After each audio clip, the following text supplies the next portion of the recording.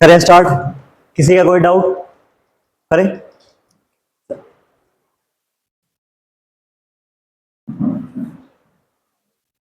ठीक। South east Asia में कितनी कंट्रीज है? कितनी कंट्री है? 11। कौन सी? म्यांमार किस किस का बॉर्डर शेयर करता है? म्यांमार के साथ कौन सी कंट्री है? Bangla Bangladesh, China, India, China, Laos, हाँ, थाईलैंड एंड वियतनाम कर रहा है? वियतनाम कर रहा है? नहीं, वियतनाम नहीं कर रहा। वियतनाम क्या, उसके बीच में लाओस आएगा। अगली कंट्री कौन सी है? म्यांमार के बाद में लाओस, फिर वियतनाम, थाईलैंड। थाईलैंड नीचे तक जाएगा कहां पे? मलाय पेनिनसुला। ऊपर आएंगे तो बीच में और कंट्री कौन सी? कंबोडिया। कंबोडिया और मलेशिया के बाद में फिर वियतनाम। उधर देखिए थाईलैंड के नीचे क्या है? मलेशिया। मलेशिया के एंड में सिंगापुर है और वो पूरा किस पे एग्जिस्ट करता है? मलाय पेनिनसुला पे। फिर मैं नीचे आऊंगा, पास क्या है? इंडोनेशिया। और इंडोनेशिया और सिंगापुर के बीच में कौन सी वो है state? State of Malacca. State of Malacca किस किस के बीच है? कौन सा आइलैंड है वो? Sumatra island. कौन सा आइलैंड है? Sumatra island. एंड फिर मैं आगे बढ़ता हूं, मेरे पास क्या आएगा? सिंगापुर। सिंगापुर के आगे कौन सा है? मतलब इंडोनेशिया आएगा। इंडोनेशिया में जाओ पहले सुमात्रा है, फिर जावा आइलैंड और फिर तिमोर आइलैंड। और तिमोर आइलैंड के उस तरफ इसमें क्या है? ईस्ट तिमोर या तिमोर लेस्टे। ठीक है। और फिर मैं ऊपर आऊंगा, मेरे पास कौन सा आइलैंड है? Borneo island. कौन सा आइलैंड है? Borneo island. बोर्नियो आइलैंड के वेस्ट साउथर्न साइड में कौन है? इंडोनेशिया। ठीक है। ऊपर साइड में कौन सी कंट्री है? मलेशिया। कितना परसेंट पार्ट बोर्नियो आइलैंड में मलेशिया की जनसंख्या का रहता है? 20%। 20%, यानी बाकी सब कहां रहेगा? मेनली मलाय पेनिनसुला के रीजन वाले पे। ठीक है, आ जाओ। और फिर मैं उसके ऊपर देखूंगा तो एक कंट्री और है छोटी, that is my Brunei. That is my Brunei. और ब्रूनई के ऊपर देखो मेरे पास कौन सा है? फिलीपींस। फिलीपींस। ठीक है। चल,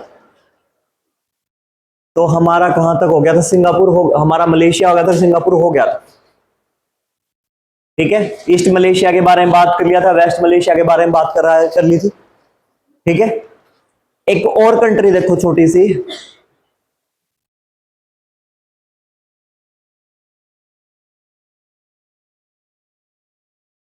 ये देखो हमारे पास।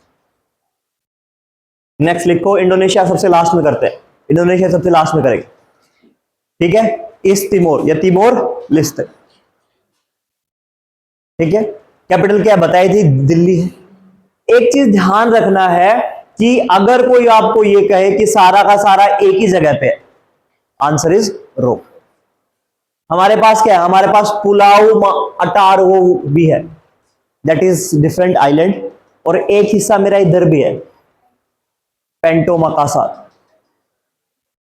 तो मतलब अगर कोई मुझे ये कहे कि भाई यहां पे सारी ईस्ट तिमोर सिर्फ साउथ ईस्ट एशिया की ऐसी कंट्री है जो सारी की सारी एक जगह पे है, छोड़ के कौन सी? छोड़ के देखो, एक बात समझो जो मैं बात करना चाह रहा हूं। अगर मैं इंडो चाइना रीजन की बात करता हूं, किसकी बात करता हूं? Indo China region. हम डिवाइड करते तो 4 हिस्सों में, 3 हिस्सों में डिवाइड कर रहे हैं। इंडो चाइना रीजन, मलाय पेनिनसुला और Indonesia and neighbourhood, Indonesia and surrounding area. ठीक है, 3 हिस्सों में डिवाइड कर दिया। अब जो मेरा इंडो चाइना का पार्ट, उसमें मेरा क्या क्या है? म्यांमार। ठीक है। मेरे पास और क्या है? Laos, Vietnam, Cambodia. और कुछ फाइल किसका? थाईलैंड का। कुछ हिस्सा थाईलैंड का। और फिर मैं नीचे चलूंगा, मेरे पास क्या है? Malaysia. That is my Malay peninsula. उसमें मेरा क्या है? उसमें मेरा मलेशिया है। कौन सा मलेशिया? जिसमें 80% पॉपुलेशन रहती है, वो वाला, प्लस सिंगापुर। और फिर मेरा क्या? इंडोनेशिया और एडजेसेंट कंट्रीज जो भी आस पड़ोस में है, जिसमें मेरा फिलीपींस हो गया है, और आइलैंड्स हो गए हैं, जिसमें मेरा ईस्ट तिमोर हो गया है। ठीक है। जिसमें मेरा ब्रूनई भी हो गया है।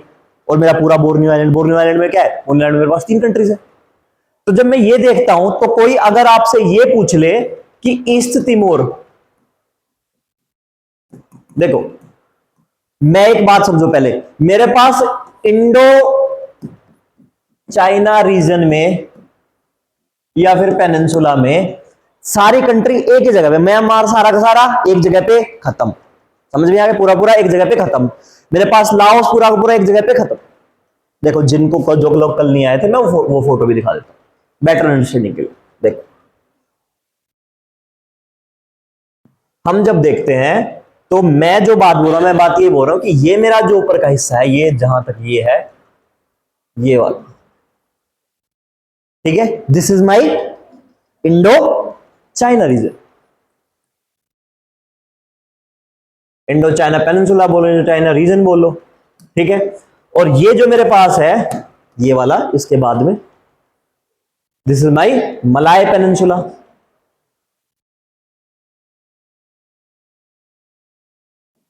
ठीक है, मलाय पेनिनसुला। और जो मेरे पास बचा है अब ये कलर येलो देखो, जो है मेरे पास ये बचा है, ये मेरा क्या बच गया, this is my Indonesia and adjacent countries, पड़ोस की, ये मेरा 3 रीजन है। मैं अगर इस क्षेत्र को देखता हूं तो एक बात मेरी बहुत बहुत क्लियर है, और वो मेरी बात बहुत क्या क्लियर है कि सारी की सारी कंट्रीज एक ही जगह पे मौजूद। म्यांमार मेरा यहां मौजूद, लाओस मेरा सारा सारा खत्म, वियतनाम मेरा सारा, कंबोडिया यहीं पे, थाईलैंड मेरा। लेकिन अगर मैं किसका देखता हूं, अगर मैं मलाय पेनिनसुला को देखता हूं और मैं इंडोनेशियन एडजेसेंट एरिया को देखता हूं, तो मेरी सारी कंट्री क्या है, इधर उधर फैली हुई। देखो मलेशिया यहां पे भी, यहां पे भी, इंडोनेशिया यहां पे, यहां पे, यहां पे, यहां पे, यहां पे, यहां पे सब, और इस पे भी, ठीक है। दूसरा मेरे पास क्या है, ये फिलीपींस फैला हुआ सब यहां तक, ठीक है। तो अगर कोई मुझे ये कह दे कि ईस्ट तिमोर एक ऐसी कंट्री है, किसको, कौन से रीजन में, इंडोनेशियन एडजेसेंट रीजन में, जो सारी की सारी एक जगह पे है, क्या आंसर सही है, नहीं, क्योंकि वो भी एग्जैक्टली यहां नहीं है, वो यहां पे ये है और फिर कुछ एरिया यहां पे भी और कुछ एरिया ऊपर, छोड़ के इंडो चाइना रीजन में बाकी कोई भी कंट्री एक ही जगह पे फिक्स नहीं है। समझ गए जो मेरी बात बोल रहा हूं मैं? अगर वो तिकड़म स्टेटमेंट दे दे या फिर कुछ अटा अटा पटा पूछ ले, तो क्या है कि सिर्फ इंडो ये चाइना रीजन में सारी कंट्रीज एक जगह पे, बाकी सारी कंट्रीज क्या है, इधर उधर फैली हुई, कंबाइंड एक क्षेत्र में नहीं, ठीक है।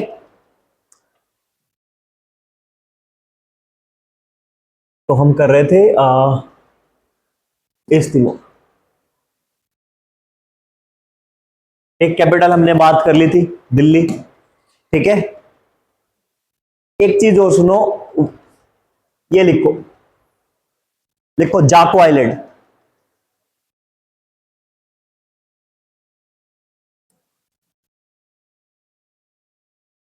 जाको island, this is the eastern most part of Timor Leste, या eastern Timor, eastern most part, ठीक है, क्या है मेरा, ईस्टर्न मोस्ट पार्ट है। लिख लोगे, साक्षी ऋतु क्या कर रहे हैं, लिख लो भाई,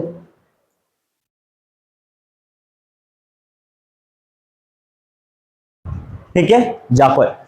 दूसरा मेरे पास एक रिवर है, that is my lake Loliot, main river, ठीक। और एक माउंटेन है माउंट रामेलाऊ, माउंट रामेलाऊ। अगर हम इंडियंस की बात करेंगे, इंडियंस की बात करेंगे, इंडियंस कहां ज्यादा मिलेंगे, तो इंडियंस आपको मिलेंगे थाईलैंड में, इंडियंस आपको ज्यादा मिलेंगे इंडोनेशिया में, इंडियंस की आपको पॉपुलेशन मिलेगी फिलीपींस में,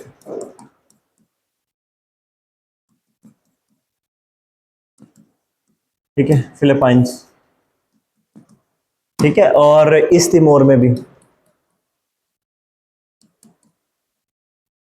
ये वो वाली कंट्री है जहां पे मेरा क्या है, जहां पे मेरी बाकी दूसरों के बजाय ज्यादा वो मिले पॉपुलेशन, ठीक है। और मैं इंडियन ओरिजिन के बाद में वो बोल रहा हूं जिसमें सब आ गए हैं, मैं हिंदू की बात नहीं बोल रहा हूं, मेरे यहाँ पे सारे जैन लोग भी आ गए हैं, मेरे सारे सिख भी आ गए, सारे हिंदुइज्म भी आ गए, ठीक है, एंड मैं मुस्लिम पॉपुलेशन को काउंट नहीं कर रहा, ठीक। लेकिन अगर मैं इंडोनेशिया की पॉपुलेशन देखूं तो यहाँ पे मेन सबसे ज्यादा कौन है, मुस्लिम कम्युनिटी, हाईएस्ट परसेंटेज इसका है मुस्लिम पॉपुलेशन।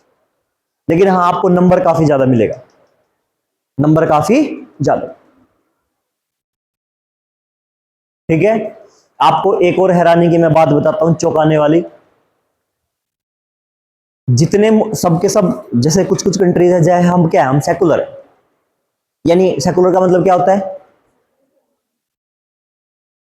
जहां धर्मनिरपेक्ष, धर्मनिरपेक्ष का मतलब क्या हो गया, तो हिंदी ट्रांसलेशन हो, सभी धर्म को नहीं मानने वाले तो नहीं, सभी धर्म एक समान, कहां पे एक समान,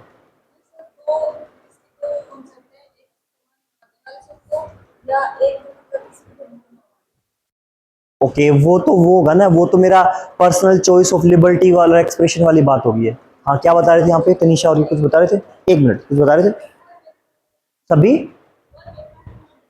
कोई भी, कोई भी पर्टिकुलर धर्म नहीं है, नहीं ये भी गलत डेफिनेशन है, क्योंकि यूपीएससी अगर ये ऑप्शन आ गए ना और तुमने चूज कर दिया तो गलत होगा, कोई धर्म नहीं होगा, वो तो एथियस्ट टाइप वाले लोग हो जाएंगे ना, किसी एक धर्म को मानने वाले नहीं, किसी किसी एक धर्म को विशेष महत्व नहीं, थोड़ा सा सही है लेकिन पूरा सही नहीं है,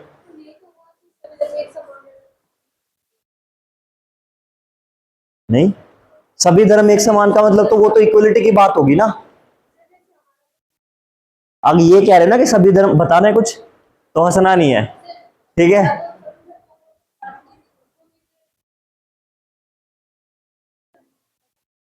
हाँ मतलब स्टेट स्टेट की ड्यूटी है कि वो सब धर्मों को इंकरेज करेगा, लेकिन वो सेकुलरिज्म की डेफिनेशन नहीं है ना,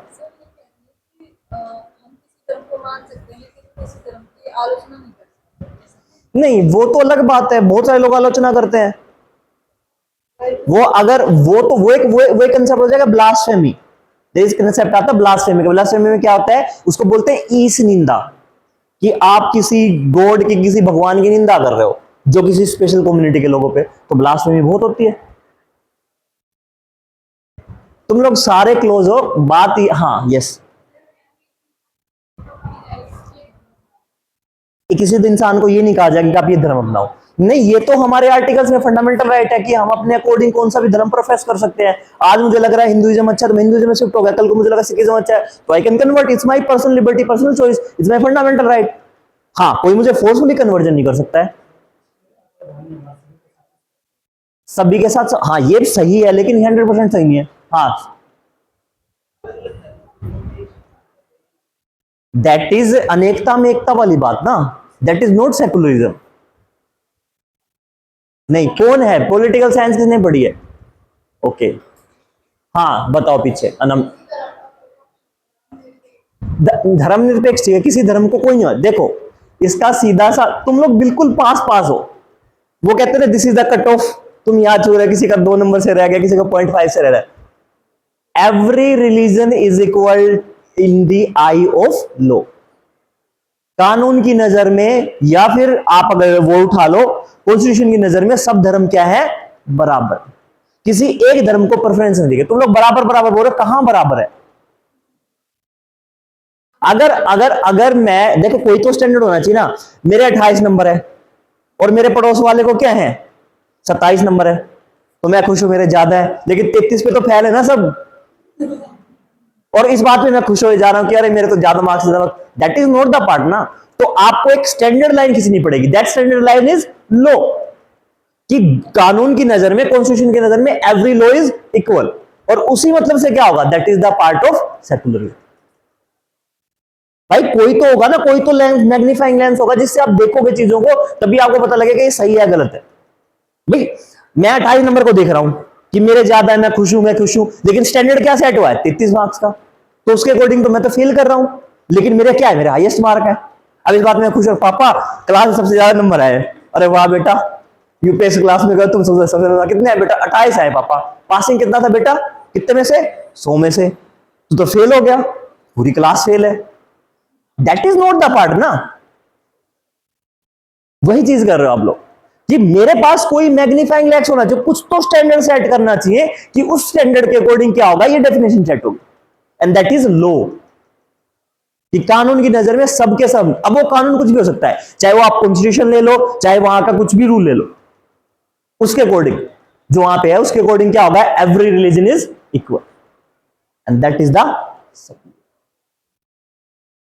ऐसे नहीं कि बराबर होगा, कहां बराबर होगा, ठीक है, हाँ है, बिल्कुल है, बिल्कुल है, तो वही तो देखो हर साल ना यूपीएससी 2-2 मार्क्स के 2 क्वेश्चन पूछती है, हर साल, कई बार ऐसा होता है कि वो लैटिन लैंग्वेज से उठा लेते हैं वर्ड्स और उनका डायरेक्ट मतलब पूछ लेते हैं। अब की बार वो अकाउंटेबिलिटी वाले क्वेश्चन पूछे थे, पूरा बड़ा पैराग्राफ देके कि क्या होगा, व्हाट इज दिस अकाउंट, उसका आंसर अकाउंटेबिलिटी था। अगर तुमने देखा हो तो पेपर, अब तुम्हारे चेहरे देख के मुझे याद है तुमने देखा ही नहीं है। ठीक है, तो हर साल 2 सवाल आते हैं और वो 2 सवाल क्या आते हैं, उनमें सारे ऑप्शन ऐसे सही लगते हैं। उन्होंने सेकुलरिज्म पूछ लिया, पूछा उन्होंने सेकुलरिज्म। अब सब लोग इक्वल है, एवरी रिलीजन इक्वल, कहां इक्वल, जिन्होंने चूज किया उनका गलत। कहां पे एक स्टैंडर्ड तो सेट होगा ना, दैट इज द लॉ, कि कानून की नजर में। ठीक है,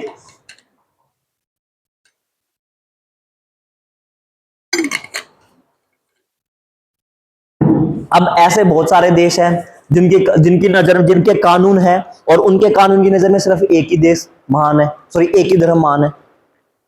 ऐसे देशों को हम क्या बोलेंगे, नॉन सेकुलर देश। कुछ लोग क्या है, इस्लाम वाले कंट्रीज हैं, इस्लामिक कंट्रीज हैं जो क्या है इस्लाम को करते, कुछ क्रिश्चियनिटी वाली कंट्रीज होंगी। ठीक है, कुछ ऐसे जो बिल्कुल सेकुलर है, इंडिया जैसे।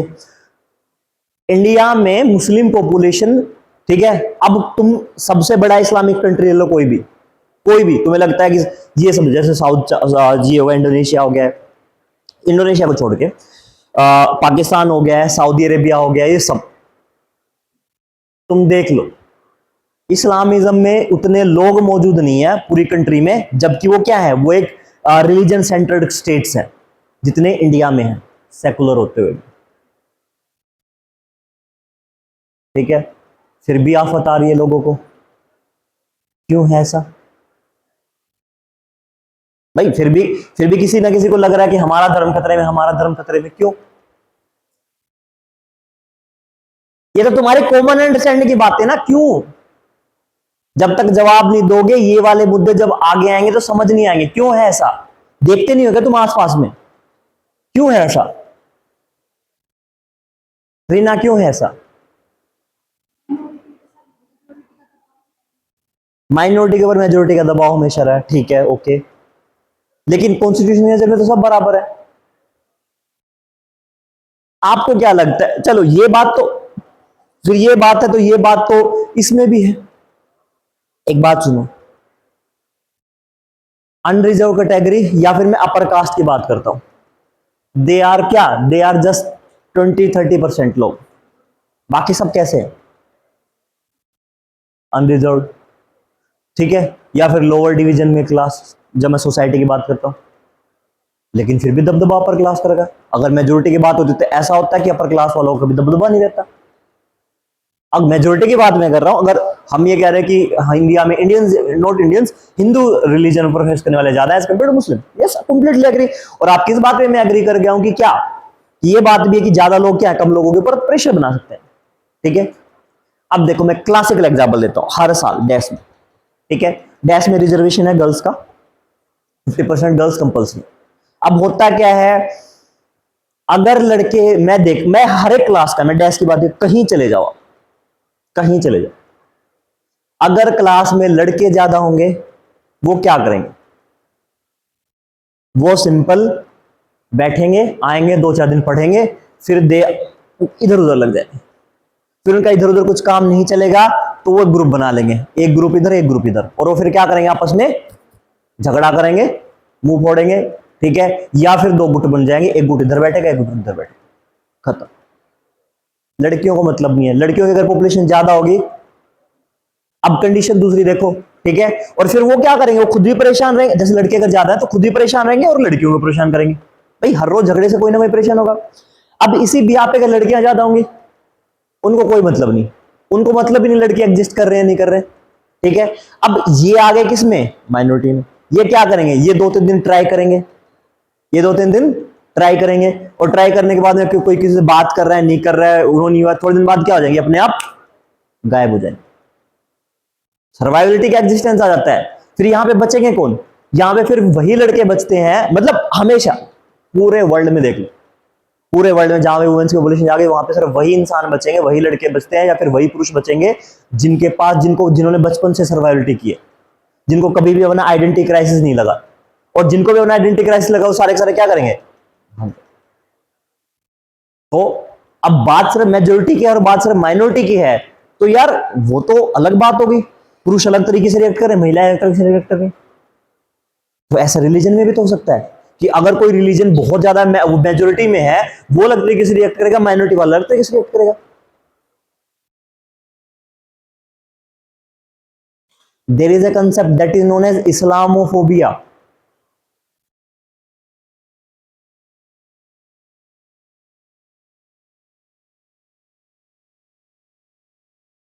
What is this?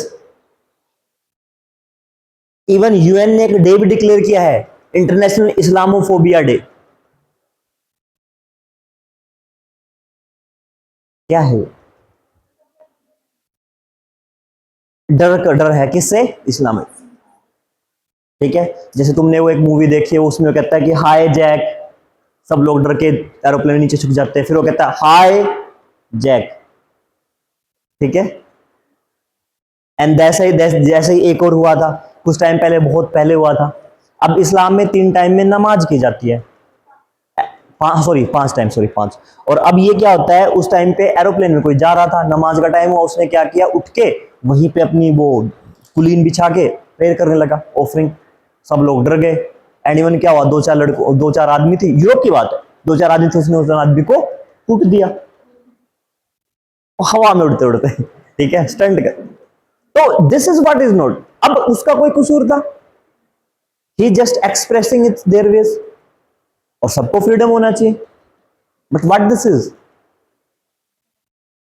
This is अगर आप एक रिलीजन में कुछ प्रोफेस कर रहे हो, उस रिलीजन से सब लोग डरने लगे। हमारे यहां पे आरएसएस है, किसी टाइम पे उसको यूएसए ने टेररिस्ट आउटफिट डिक्लेयर कर रखा था। ठीक है, तो बात यह है कि अगर, अब देखो, जो तुम ये बात बोल रहे हो, जो धर्म की मैं बात बोल रहा हूं, उस पर सबसे बड़ा मुद्दा यह है कि वो कुछ मुद्दे ऐसे होते हैं जो एक्चुअल में मुद्दे नहीं होते हैं, कुछ मुद्दे क्या किए जाते हैं, बनाए जाते हैं। ठीक है, अच्छा, इस चीज में मैं तुम्हें एक बात बताता हूं, ये चीजें तुम्हारी अंडरस्टैंडिंग डेवलप करेंगे। अब क्या होता है कि तुम पिछले कुछ सालों में एक डेटा देखना, पिछले कुछ एक सालों में एक डेटा बहुत ज्यादा प्रोमिनेंट होता है और है एनसीआरडी का, नेशनल क्राइम रिपोर्ट ब्यूरो। वो पूरे इंडिया का एक डाटाबेस है जहां पे जितने भी केस रजिस्टर होते हैं उनके बारे में सब सारा डेटा होता है, हर साल उसकी रिपोर्ट रिलीज होती है। एनसीआरबी, लिख लिया करो, काम की चीज है, national crime report bureau, NCRB. वो क्या करता है, वो हर साल जितने भी क्राइम्स हैं बताता है। अब वो उसमें ये भी होता है कि कितने लोगों ने एसटी एक्ट के अगेंस्ट, मतलब अंडर में केस दर्ज कराए, यानी एट्रोसिटीज अगेंस्ट स्केड्यूल कास्ट और स्केड्यूल ट्राइब, कितने लोगों ने किया, केस किए। ठीक है, और वुमेन के अगेंस्ट कितने केस हुए, पोस्को एक्ट के, मतलब अंडर 14 में बच्चों के खिलाफ में कितने एट्रोसिटी, पोस्को के अंदर में कितने केस रजिस्टर हुए। ठीक है, साथ के साथ ये भी होता है कि भाई कितने वर्क प्लेस पे कितनी एट्रोसिटीज हुई वुमेन के अगेंस्ट में, उसके अंडर में केस हुआ, तो वो सारे डेटा रिलीज करते हैं। तो ये डेटा क्या होता है, ये डेटा हर साल एक चीज रिप्रेजेंट कर रहा है कि हर साल महिलाओं के अगेंस्ट में केस बढ़ रहे हैं और एससी एसटी के अगेंस्ट में केस बढ़ रहे हैं। ठीक है, लेकिन मैं जब ग्राउंड पे एक चीज देखता हूं तो मुझे एक बात नोटिस आती है, गाइस सुन लो ध्यान से, बात बहुत इंपॉर्टेंट बात है कि अगर मैं जब ग्राउंड पे रिपोर्ट देखता हूं तो मुझे एक चीज समझ में आती है कि यार मैं जब बचपन में था या फिर आज से 20 साल पहले वुमेन की हालत ज्यादा खराब थी, और ऐसे ही एससी एसटी पे था, लोअर कास्ट में, उनके साथ भी ऐसा ही था, मतलब इंप्रूवमेंट हुआ वक्त के साथ में, लेकिन नंबर ऑफ केसेस बढ़ रहे हैं। ये क्या गड़बड़ है, ये क्या गड़बड़ है? मैं, अब तो लोगों को राइट्स दिए जा रहे हैं, मैं ये नहीं कह रहा हूं कि हर जगह अच्छा हो रहा है, जहां हम रह रहे हैं वो उस रीजन में भी देख लो। अगर आप इस रीजन में जाओगे और आप इस रीजन में जाने के बाद में हर चरखी दादरी हो गया, रोहतक हो गया है, महेंद्रगढ़ की साइड में, ठीक है, रेवाड़ी की तरफ, ठीक है, नारनौल उधर मेवात की तरफ, तो एससी हो गया है, एसटी तो है नहीं, एससी और ओबीसी की बात करते हैं, हरियाणा में एसटी तो है नहीं, एससी और ओबीसी ने इंप्रूव किया है, बायोमेट्रिक कर लो, ठीक है, बायोमेट्रिक, तो इंप्रूवमेंट किया है लोगों ने, लाइफस्टाइल में इंप्रूवमेंट हुआ है, बाकी सब चीजों में इंप्रूवमेंट हुआ है, that's the part, that's a good thing. लेकिन अगर मैं जींद की तरफ जाता हूं या फिर उस कैथल की तरफ जाता हूं तो अभी भी कहां है, अभी भी लोगों का जो लाइफ का स्टैंडर्ड है इन कम्युनिटीज का वो लो है एज कंपेयर टू दूसरों। तो क्या गड़बड़ है, मतलब क्या दिक्कत है, ऐसा क्यों हो रहा है, क्या कुछ, देखो इसके दो रीजन हो सकते हैं, या तो झूठे केस लगाए जा रहे हैं या फिर डेटा ही गलत है, बायोमेट्रिकल। या सिंपल सी बात है, या तो केस ही झूठे हैं या फिर डेटा गलत है। कर लो, अभी कर लो, बताओ। बायोमेट्रिक कर लो, करके दे क्या? हाँ बताओ। ओके, यस, एक मिनट हो गया कंप्लीट। हाँ जा, पहले सख्ताई कम थी पहले क्या? शिकायतें, कंप्लेंट्स। ओके, देख दो लोगों ने मिलकर बिल्कुल सही जवाब दिया है। दिक्कत सबसे बड़ी क्या है? सबसे बड़ा प्रॉब्लम ये थी कि पहले तो एक लोगों के पास अवेयरनेस नहीं था। देखो एजुकेशन इज नॉट, एजुकेशन सब कुछ नहीं करती। हाँ, पता नहीं होना अवेयरनेस है, ठीक है, पता नहीं होना अवेयरनेस है। और दूसरा कंप्लेंट रजिस्टर होना। तुम लोग अभी अभी रिसेंटली एक बहुत रिफ्रेशिंग केस है, किसी गर्ल चाइल्ड के, नॉट चाइल्ड, हाँ चाइल्ड, अडोलसेंट एज में थी, 10th क्लास में थी। So she was the victim of rape, ठीक है, और बार बार उसके अगेंस्ट में एट्रोसिटी हुई यंग गर्ल के अगेंस्ट में। एंड लेटर हाफ में उसने कोई कंप्लेंट दर्ज नहीं कराई।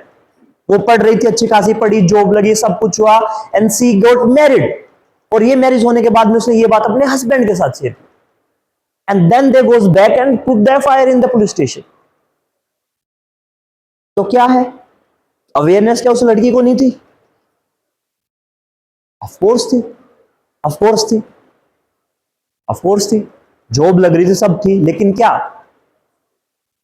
सोसाइटल प्रेशर, ठीक है, और बाकी चीजें कि लोग क्या कहेंगे क्या नहीं कहेंगे, ठीक है। मैं ये नहीं कह रहा हूं, पर एक चीज सोचो, जो हमारी दादी है, वो हमारी नानी है, आज भी उनके पास, मतलब सॉरी टू से, but this is the harsh reality, ठीक है, क्योंकि मेरी खुद की बहन है, मेरी मासी की लड़कियां हैं, मेरी बुआ की लड़कियां हैं, जब वो आएंगी तो उनको मेरी दादी और नानी एक ही बात रटती है कि बेटा कोई नहीं, पति की सेवा करनी चाहिए, सासू नाराज नहीं होगी, ये नहीं होगा, ठीक है, ठीक है। और वो अब लड़कियां स्मार्ट हो गई हैं, ठीक है, वो भी मजे लेती है दादी की। कुछ तो वीडियो आजकल कुछ इंस्टाग्राम ट्रेंड है, वीडियो निकाल लेती हैं दादी की बोलते बोलते, ठीक है, हाँ दादी बताओ और क्या करना, नानी बता क्या करना, नानी कि कोई नहीं, ठीक है, ठीक है, ज्यादा नहीं बोलना चाहिए। क्यों दादी, कुछ बात कहे तो बोलना चाहिए। नहीं बेटा, पति तो मार देता है, तो मतलब मार सकता है। अब वो कहेंगे दादी यूं कैसे मार देगा? कहता नहीं बेटे, ऐसे नहीं बोलते हैं, वो तो सब कुछ होता है, ठीक है, उसके साथ ही जिंदगी बितानी है।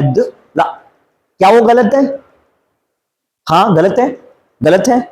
Answer is no. वो गलत कैसे है भाई? वो गलत कैसे है? उन्हें तुम्हारे, देखो आज मैं तुम्हें एक बात बता रहा हूं, ठीक है, अगर किसी टॉपिक पे मुझे कुछ नहीं पता है, तुम्हें पता है, तो इसका मतलब मैं गलत हो गया? तो तुम्हारी दादी या नानी कैसे गलत हुई? घूम फिर के बात कहां आती है? दैट इज द अवेयरनेस, कि उन्होंने जो दिखा, उन्होंने जो सीखा, वही उन्होंने इंप्लीमेंट किया, ठीक है। अच्छा, सबकी फैमिली में एक ऐसे केस होते हैं, ठीक है, नई नई शादी होती है, जिनकी चल जाती उनका सही है, ठीक है। अब देखो, दो पार्टियां जहां भी, ये सब जगह होता है, जो पार्टियां, दो पार्टियां जहां पे भी आएंगी, उनके बीच में टसल होना ही होना, उनके बीच में टसल होना ही होना। एक पार्टी चाहेगी दूसरी पार्टी दब जाए, दूसरी पार्टी चाहेगी पहली पार्टी दब। अब जिस पार्टी, जो पार्टी दब गई, वो सारी जिंदगी भर दबती रहेगी, ठीक है, सारी जिंदगी भर दबती रहेगी। बहुत टाइम पहले, इट्स लाइक 2017 की बात है, नहीं 18 की बात। तो एक स्टूडेंट थी, मेरे साथ पढ़ती थी, नॉट उस टाइम में मैं भी स्टूडेंट था, कनिका शर्मा। सो सी वॉज डाइवोर्स, ठीक है, और डाइवोर्स मतलब उसने अर्ली एज में शादी करी, 18 के टाइम पे, उसकी दादी वादी के कहने पे। 2-3 साल बाद चली, और चलने के बाद में बेचारे का डाइवोर्स हो गया, परेशान थी। अब जब उसका डाइवोर्स हो गया तो अपने वकील से इतनी इन्फ्लुएंस हो गई, उसने सोचा अब छोड़ो सब कुछ, माँ बीए तो हो गई है, अब मैं LLB करूंगी, ठीक है। बिकॉज एक जुनून होता है ना कि किसी ने मेरी हेल्प की, कल को चल के मैं भी और लोगों की हेल्प करूंगी। तो कम टू बैक उसकी साइकोलॉजी क्या होगी? तो उसकी साइकोलॉजी में एक बात आ गई थी कि भाई दबदबा दोनों को बना के रखना है, लेकिन एक क्रक्स फंडा है। क्रक्स फंडा क्या है? पुरुषों का दबदबा 2-3 साल तक रहेगा, जैसे ही शादी के 5 साल बाद हुए, फिर तुम पुरुषों को कैसी मरोड़ दो। इनकी अकड़ कहां रहती है? इनकी अकड़ 2-4 साल तक ही रहती है। सही बात है, हैं? ठीक है, लेकिन मैं अपने फादर साहब को देखता हूं तो मुझे लगता है यार ये क्या आदमी है, ये क्या आदमी है जिसकी तो अकड़ अब तक है, ये मानता नहीं है किसी की। ठीक है, इसके साथ जिसने इसने इसके साथ मेरी मेरी उनका तो, मेरी मदर फाइव का तो वो चाइल्ड मैरिज थी इन लोगों की। तो इनको आज 38 साल हो गए हैं। ठीक है, उम्र उनकी 52-52 साल पूरी हुई है। ठीक है, 11-12 साल की मेरी मदर की साथ मैरिज हो गई थी, 38-37 साल हो गए हैं। अब भी इनका तो यही टोंट है। ठीक है, मेरी बहन completely goes to that part की अरे तुम लोगों का तो यही है। ठीक है, अब कुछ कहते तो कहते हैं अरे बोलने दो इनको, ये इनको तो बस झगड़ा करना आता है, थोड़ी देर बाद अपने आप ठीक हो जाए, जब तक नहीं झगड़ लेंगे तब तक। तो लेकिन ये क्लोज कहां है? ये आता है पर्सनैलिटी के ऊपर। ये किस पे आता है? पर्सनैलिटी, कि किस इंसान की पर्सनैलिटी कैसी है। ठीक है, और वैसे पर्सनैलिटी वाले इंसान बचे नहीं है। क्यों नहीं बचे हैं? जिस इंसान ने बहुत हार्ड वर्क करके कुछ अचीव करेगा, तो they have that certain kind of character and they don't compromise. और जिस इंसान को आराम से कहते हैं ना फोला फोला मिल गया खाने का, they have lack of character. तो सबसे बढ़िया पहली बात क्या करनी है, जब तुम्हारे बच्चे छोटे हो जाएं, पढ़े नहीं पढ़े, फर्स्ट क्लास में फर्स्ट आए, 5th क्लास तक फर्स्ट आए नहीं आए, doesn't matter, you need to build some character in them. और ये कैसे है? There is a policy that is known as awarding policy, कि उनको कुछ प्रोवाइड मत करो, उनको पहले प्रयत्न करने दो, और प्रयत्न के बाद जब वो अचीव करेंगे चीज में, देन दे विल बैक। लेकिन हमारा क्या है? हमारी साइकोलॉजी ये है कि यार हमने इतनी गरीबी में दिन बिताए, नहीं जितना मेरे माँ बाप का अफोर्ड कर सकते थे उतना उन्होंने किया, तो मैं क्या चाहता हूं कि यार जब भी मेरा बच्चा कुछ सोचे मैं वही चीज ला के दे दूं। और वहीं पे क्या हो जाता है? Fault, there is a problem, क्योंकि उसका कैरेक्टर बिल्ड हुआ नहीं है।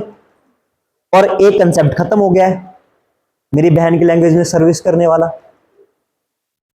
सिस्टम रीइंस्टॉल करने वाला। हम क्या करते थे, आज के बच्चे रोने लग जाएंगे, उसको चुप कराने के लिए 10 चीजें देंगे। हम रो रहे थे, पहले हमें पीटा गया, हम रो रहे हैं, चुप कराने के लिए और पीटा गया। And see how better we came out. तो मुझे क्या लगता है, मुझे ये लगता, देखो मुझे एक बात बहुत सही लगती है कि यार अगर मेरे बच्चे पैदा होंगे तो मैं उनकी परवरिश उतनी अच्छी नहीं कर पाऊंगा जितने मेरे माँ बाप करेंगे। I have doubt in my self कि मैं उतनी अच्छी परवरिश नहीं कर पाऊंगा, और मुझे कंप्लीटली पता। तो मेरा तो फंडा क्लियर है कि जब पैदा हो जाएंगे मैं उनको सौंप, संभालो, खिलाओ और वो कर, तुम्हें बढ़िया काम मिलेगा। And that is the good part, क्योंकि जितना सही निकल के मैं आया हूं, हो सकता है उससे सही और निकले वो, क्योंकि उन्होंने भी तो मेरे साथ साथ सीखा है ना। उनको पता है कि ये गलती इसके साथ हमने की है, ये उसके साथ नहीं करनी है। लेकिन ध्यान रखो, सर्विस जरूर करनी है। ठीक है, दूसरे के बच्चों को नहीं पीट पाओगे, अपने को तो पीट ही सकते, पर हिसाब हिसाब। ठीक है, छोटे हो जब वो 13-14 का जाए तब कुछ मत करो। इस चीज से क्या समझ में आता है? बैक टू दैट पॉइंट, कि लोगों की जो समझ है, सोच है, वो कैसे डेवलप होगी? वो उनके पास्ट के एक्शन से। तो क्या मेरा सिर्फ ये कहना कि मेजोरिटी ऑफ द पीपल किसी चीज को डिसाइड करेंगे, किस चीज को डिसाइड करेंगे कि वहां पे क्या वो सही है? Answer is no. तो भाई फिर क्या चक्कर है इंडिया में? फिर क्या चक्कर है? तुम्हारी प्रॉब्लम पता है क्या है? तुम्हारी प्रॉब्लम ये है कि तुम हर एक बात को मजाक के तौर पे और हर एक बात को स्टोरी के टाइप पे सुन लेते हो, उस बात को समझते नहीं हो। ओके। हम्म। हम्म। हाँ।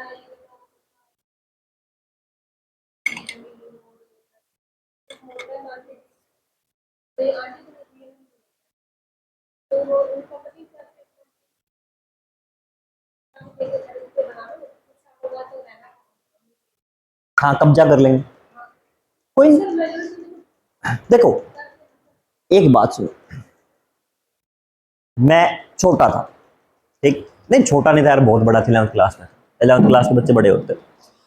तो मेरे मन में पानी बचाओ की इतनी कसक थी कि पानी तो वेस्ट ही नहीं होना चाहिए। ठीक है, मेरे को साइकिल चलाने का बहुत शौक था, मेरे को अभी भी साइकिल चलाने का शौक है। ठीक है, कोई मुझे कह दे कार चलानी है, मैं उसको प्रेफर नहीं करूंगा, मैं साइकिल चलाने जाता हूं, मुझे बहुत मजे आते।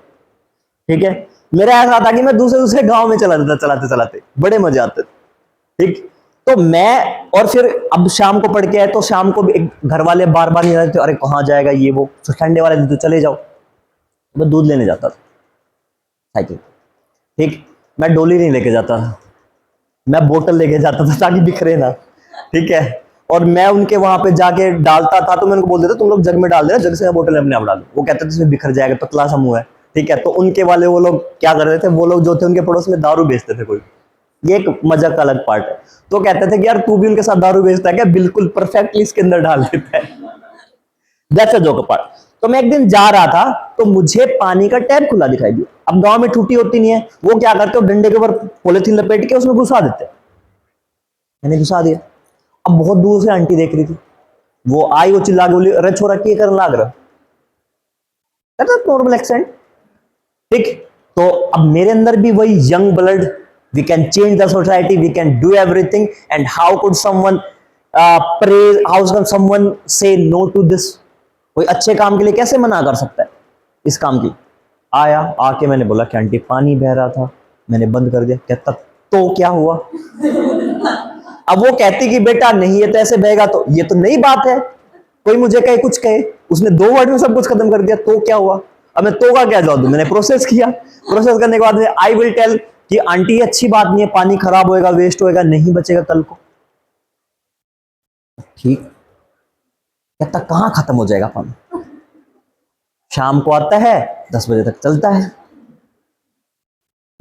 आंटी कहां से आता है, कहता बोरवेल से आता है, धरती से आता है, कहता राम जी बरसता है। मैं कहा yes, you are very intelligent lady, इतना क्लोज है, तुमने बता दिया कि ऊपर से बरसता है, चला जाएगा, ऐसा ही तो होता है।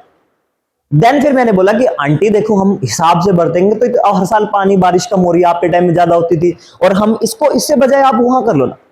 आंटी ने मुझे एक और बात बोली, कहते बेटा ये काम करने से पहले तू एक काम और कर, जिनके घर में गाड़ियां हैं या फिर जिनके घर में मोटर लगी हुई है उनको बोल कि मोटर से पानी या कार ना धोए, मोटर चला के कार ना धोए और इतना पानी खराब ना करें, ताकि वो पानी कम खत्म होने के बजाय यहां पे भी टाइम से आ जाए। ठीक है, मैं बिल्कुल सुन, मेरे इंग्लिश टीचर हुआ करते थे, ठीक है, काली रमन जी, कुछ कुछ लोग हैं जो मुझे याद रहेंगे, is the very wonderful man, English पढ़ाते। ठीक है, मुझे फिजिक्स केमिस्ट्री वाले तो याद है, फिजिक्स वाले याद भी नहीं मुझे। ठीक, तो इंग्लिश पढ़ाते थे, मैंने उनको वो बात जाके बताई। He is a very intelligent, बहुत गाइडेड आदमी थे, बाद में वो he will become the principle of Yaduvanshi also, other branch के। तो उन्होंने एक बात बोली, उन्होंने बोला कि यार इससे क्या फर्क पड़ता है, या किसी ने तुम्हें कोई बात कही है या फिर किसी एक पर्सन ने डिसाइड कर दिया, तो क्या सब लोगों के बारे में डिसाइड कर रहा है। वो तो एक इंसान का पर्सपेक्टिव था, और एक इंसान के पर्सपेक्टिव के हिसाब से क्या मैं सारी दुनिया की अच्छी बातें काम या अच्छे काम करना छोड़ दूंगा। आंसर जी, सर मुझे तो डर लगा वो आंटी मार देगी मुझे, इतनी जोर चिल्ला के। कहता फिर क्या हो जाता, अगर बाई चांस हो जाता, कुछ हो जाता, बिगड़ जाता, क्या हम उस चीज में अच्छा इंसान बनना छोड़ देंगे क्योंकि एक इंसान ने कुछ गलत किया है। क्योंकि जब भी ब्रेकअप होता है तो क्या होगा, लड़के बोलेंगे सारी लड़कियां बेकार। ठीक, लड़कियां क्या बोलेंगे, सारी मर्द जात बेकार। शादी फिर भी करनी है सबको सबसे। This is how the world is. तो अगर मैं 2-4 लोगों के हिसाब से ये बात देख रहा हूं, अब ये भी तो देखो ना कि जितने जो गलत लोग थे उनके साथ, अब मान लो एक कम्युनिटी में हर जगह बेकार लोग मिलेंगे, हर जगह बेकार लोग। ठीक है, चाहे आप पुरुषों में लगा लो वहां पे बेकार लोग मिलेंगे, महिलाओं में लगाओ वहां पे बेकार मिलेंगे, आप किसी धर्म में लगाओ वहां पे मिलेंगे, वही मिलेंगे। लेकिन बात सिर्फ ये है कि क्या वो उन लोगों को डिफाइन कर। Yes, there are some problems there. Problems क्या है, जब ये हुआ था, मार काट हुई थी 1947 में, तो मेरे गांव में जब ऐसे मारकाट मच रही थी तो हिंदुओं को भेज रहे थे, मुसलमानों को मार रहे थे और सब हो रहा था, तो किसी जाट कम्युनिटी के बूढ़े आदमी ने अपनी खाट के नीचे एक पुरुष को, एक महिला को छुपा रखा। ठीक है, they are from the Teli community और वो मुसलमानों। बहुत साल बात हो गई, प्रोस्पेरिटी हुई, मैरिजेस हुई, बढ़ते रहे बढ़ते, ऐसे ऐसे दो चार लोगों ने वो कर लिया। अब उनके लिए क्या कर दिया, उनके लिए एक अलग से जगह दे दी कि भाई आप लोग रहो, कोई बात नहीं, जो हुआ ठीक हुआ, कोई बात नहीं, हमने आपको सेव कर लिया। कुछ लोग आए, मैरिज होती रही, आज उनकी पॉपुलेशन बढ़ गई, अब उनको वर्शिप का प्लेस चाहिए। ठीक है, अब वर्शिप के प्लेस में गांव में उन्हें मॉस्क भी दे दी गई कि भाई ठीक है, सबका अपना प्रोफेस करो।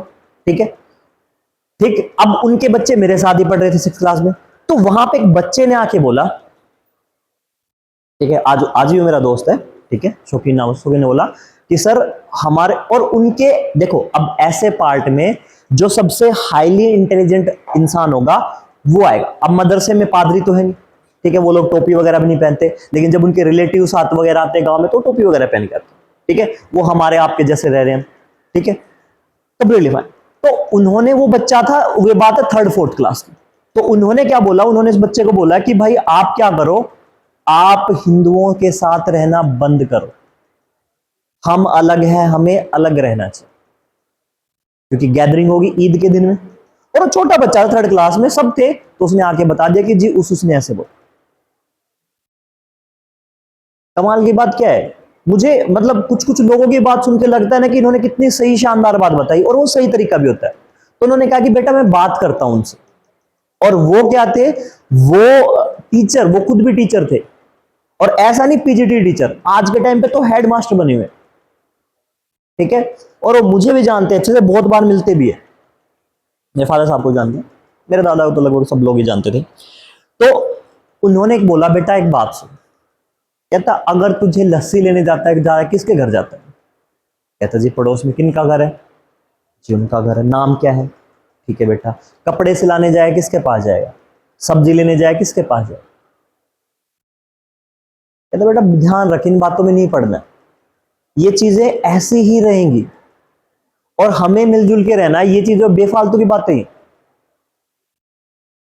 समस्या क्या आती है, समस्या कोर में आती है, जब आप स्टार्टिंग में, जब आपकी एजुकेशन चल रही है, और जब आपका एक सबसे बड़ा पैरामीटर एजुकेशन का, मदरसे में जब एजुकेशन होती है बच्चों की, तो उर्दू इज द मीडियम, और वहां पे आपको साइंस नहीं पढ़ाया जाता, वहां पे आपको मैथ्स नहीं पढ़ाया जाता। ठीक है, आपने जी लगा के कुरान रट ली, सब कुछ कर लिया, आपने और किताबें पढ़ ली उर्दू में, and you are very fluent with Urdu. ठीक है, बट उर्दू क्या है आपका मीडियम ऑफ इंस्ट्रक्शन, आपका मीडियम है। उर्दू का एक सब्जेक्ट आ सकता है, पेपर आ सकता है, लेकिन जब आप जॉब करने जाओगे तो वहां पे क्या आएगा, वहां पे आएगा करंट अफेयर्स, वहां पे आएगी रीजनिंग जिसके लिए मैथ्स चाहिएगा, वहां पे आएगा क्वांट, वहां पे आएगी साइंस। अब उन बच्चों के एडमिशंस नहीं होंगे, क्यों नहीं होंगे, क्योंकि उन्होंने कभी पढ़ा ही नहीं। अब जो लोग वहां पे बैठे ऑलरेडी, वो क्या कहेंगे, वो लोग यही कहेंगे, क्या कहेंगे कि भाई तुम्हारे साथ नाइंसाफी हो। और जो यंग बच्चा है उसको तो ये लगेगा यस मेरे साथ तो नाइंसाफी हो रही। तो there is a some core problems. Jammu and Kashmir में भी ये चीजें ऐसी हो रही। तो बदलाव क्या है, बदलाव मदरसों में और सब चीजों में कंपलसरी क्या करनी चाहिए, जो मेरे पास इंग्लिश कंपलसरी करो। हम ये नहीं करते उर्दू, उर्दू को हटा दो, यस उर्दू पढ़ाओ, इवन उर्दू में पढ़ाओ, आप इंग्लिश भी पढ़ाओ, आप साइंस भी पढ़ाओ, आप मैथ्स भी पढ़ाओ, उसमें क्या बुराई, जब बच्चे कंप्लीट आएंगे। अब तुम खुद भी देखो ना, तुम लोगों को लग रहा होगा कि बहुत सारे जब पहली बार आते हैं, हर साल ही होता है इस क्लास में, बहुत सारे बच्चे उठ के आते हैं और आगे कहते हैं कि सर मुझे तो बहुत डर लग रहा है। क्या हुआ कि सर 6-6 साल हो गए उनको तैयारी करते हुए, मेरा तो पहले ही साल है, मेरा कैसे होगा। अरे मतलब बेवकूफी वाली बात है। यस हमें लगता है कि उन्हें 6 साल का एक्सपोजर है, उन्हें 6 साल का एक्सपोजर उनका अलग है, लेकिन मेरे पास 6 साल और भी तो है उनकी उम्र तक पहुंचने के लिए। That is the different part.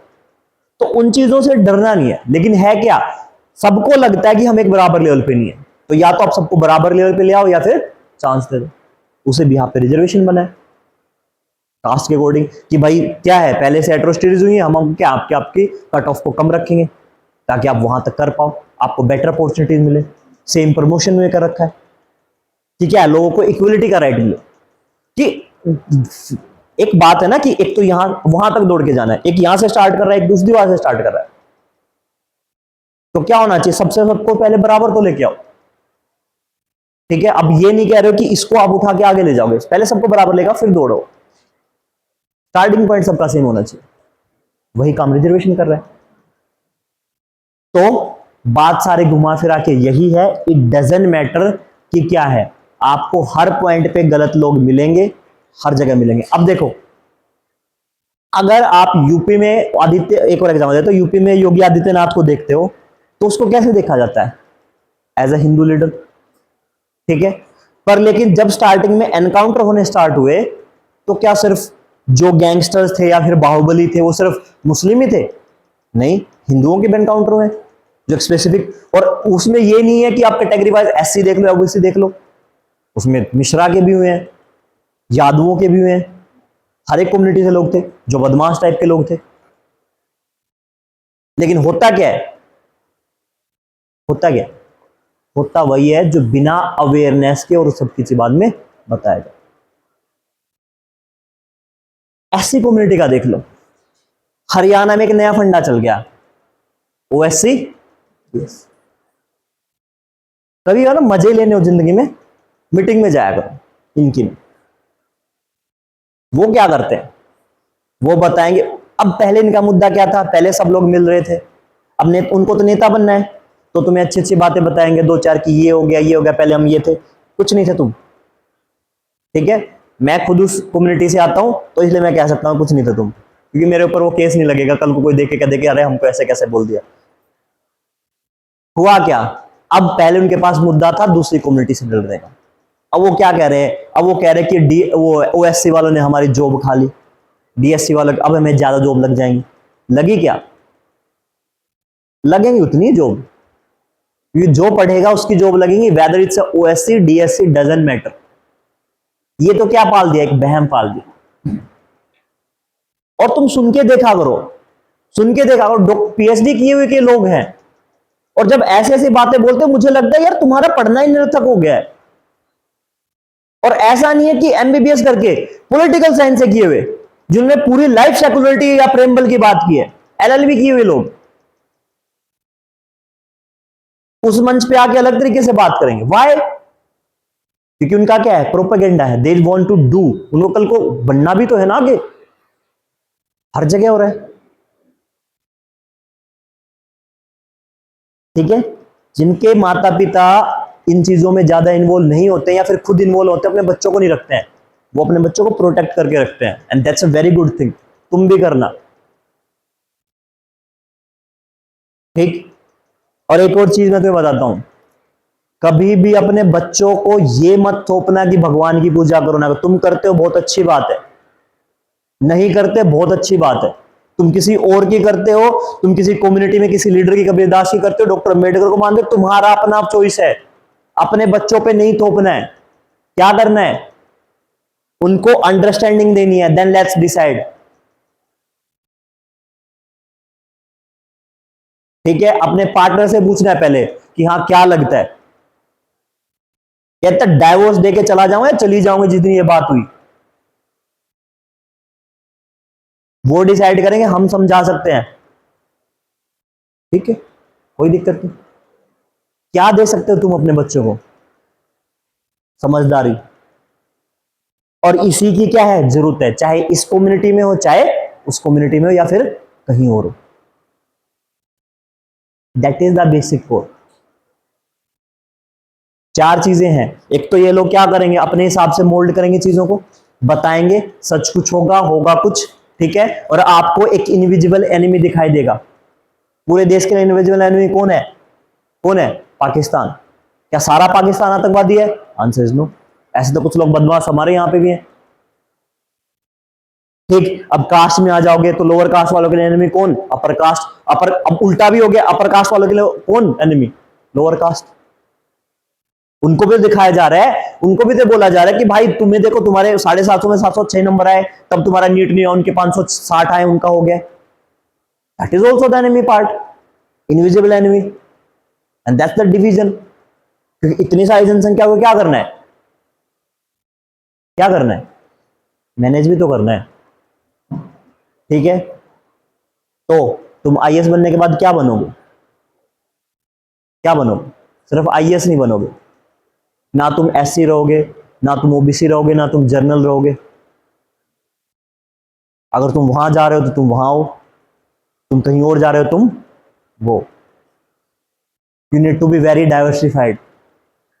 और तुम्हें ये चीज इसलिए हिस्ट्री पढ़ाई जा रही, इसलिए बताई जा रही है ताकि इन चीजों को तुम इंप्लीमेंट करो आगे। बिकॉज अंडरस्टैंडिंग का सबसे इजी तरीका क्या है, लर्निंग, रीडिंग। बहुत सारे हैं, धक्के खा के, लात खा के, ठोकर खा के भी अंडरस्टैंडिंग आती है। दैट इज द हार्श वे। सबसे वन ऑफ द इजी क्या है, एजुकेशन, लर्निंग। तो हिस्ट्री में जो चीज पढ़ते हो या फिर पॉलिटिकल साइंस में चीज पढ़ते हो वो वहां काम नहीं आएगी, उसका प्रैक्टिकल यूज करना है। इसीलिए इसीलिए पेपर क्या आता है, इसीलिए पेपर में कोई क्वेश्चन सीधा सीधा नहीं आता है। हर बार कैसा सवाल आएगा, अप्लाइड क्वेश्चन आता है कि इस चीज से निकल के क्या आ सकता है। कभी वो पार्लियामेंट से नहीं पूछेंगे, वो पूछते ही नहीं है कि पार्लियामेंट में कौन से आर्टिकल से क्या हुआ है।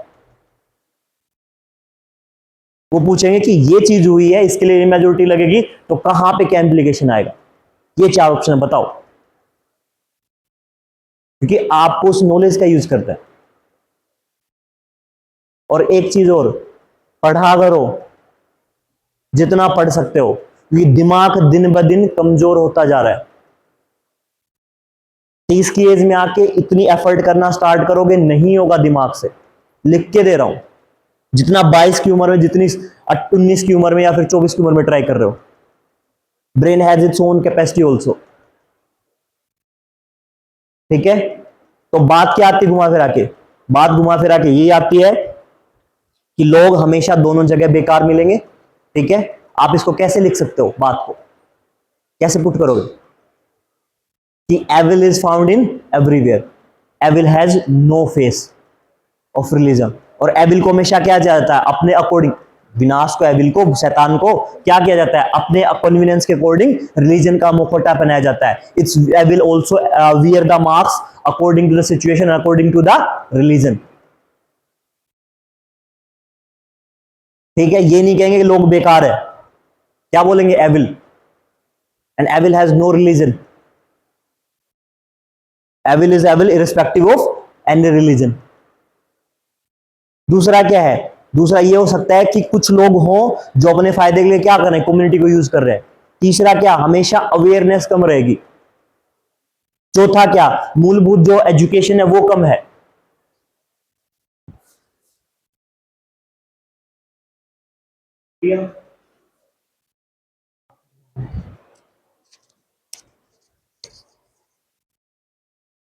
ठीक है, अब एक बात सुनो, जितनी चीजें बताई हैं मंडे को लिख के लानी है 100 वर्ड्स में। ठीक है, समझ गए बात क्या है।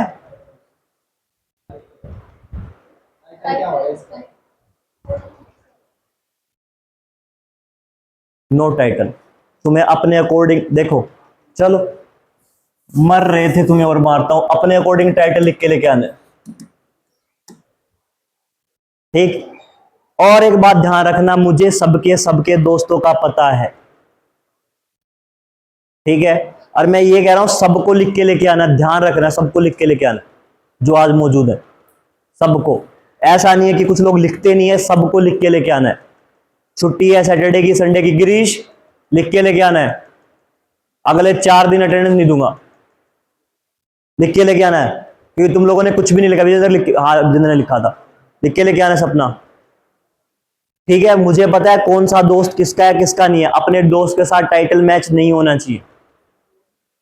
अपना दिमाग लगाओ, नहीं समझ में आ रहा है तो टाइटल छोड़ दो, पर कॉपी नहीं करके लाओ। मुझे पता है कौन किसका दोस्त है और कौन किससे फोन कर सकता है।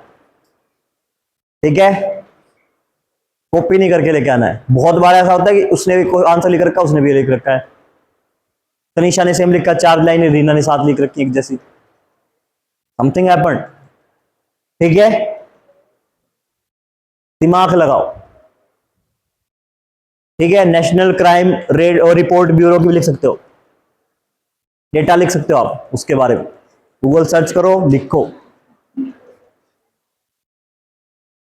आओ वापस,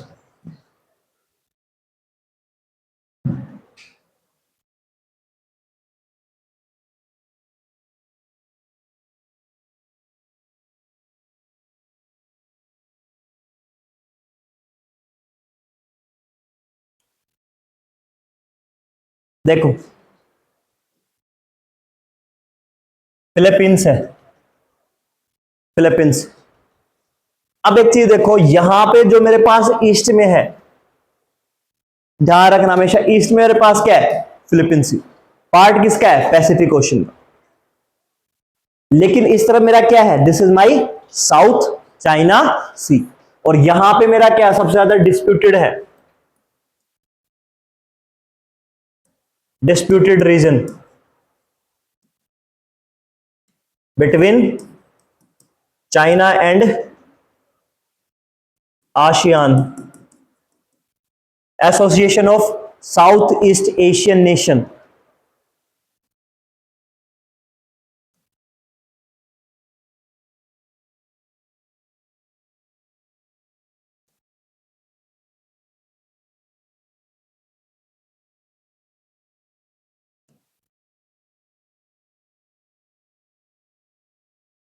इसको ये लिखो, आसियान फाउंडिंग मेंबर्स। अभी बाहर के लोग भी ऐड हो गए इसमें।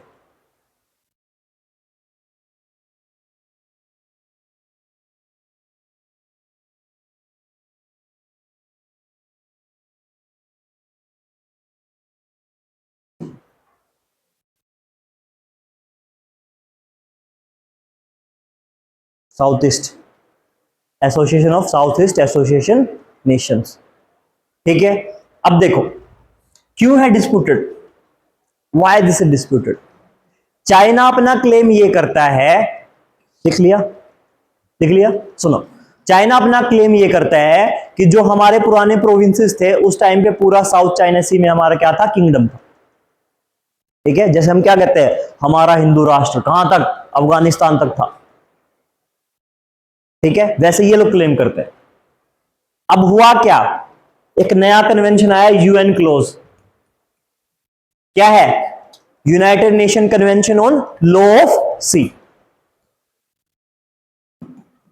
United Nation Convention on the laws of sea, ठीक है। क्या है कन्वेंशन, कौन मुझे बताएगा कन्वेंशन क्या होता है। मैंने बताया था एग्रीमेंट क्या है, एमओयू क्या है, ट्रीटी क्या है। निशा बताओ, शिवानी, ग्लोबल लेवल पे, वेरी गुड। क्या होता है तनिषा ग्लोबल लेवल पे,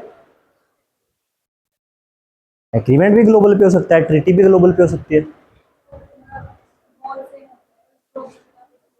हाँ, कि क्या होता है कि अगर कोई ग्लोबल प्रॉब्लम है और उसको टैकल करना है तो सारी कंट्रीज एकजुट होकर साथ आएंगी and they will agree on something and that something report और signed is known as convention,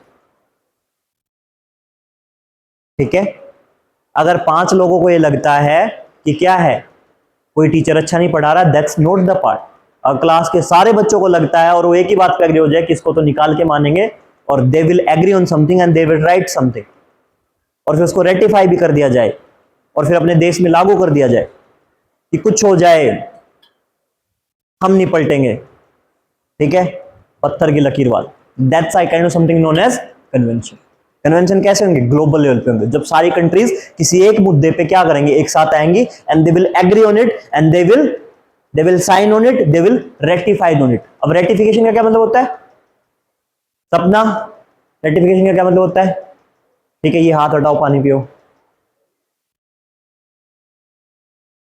2 चीजें होती है, एक तो होता है साइन, ये चीज ट्रीटी पे भी लागू होती है।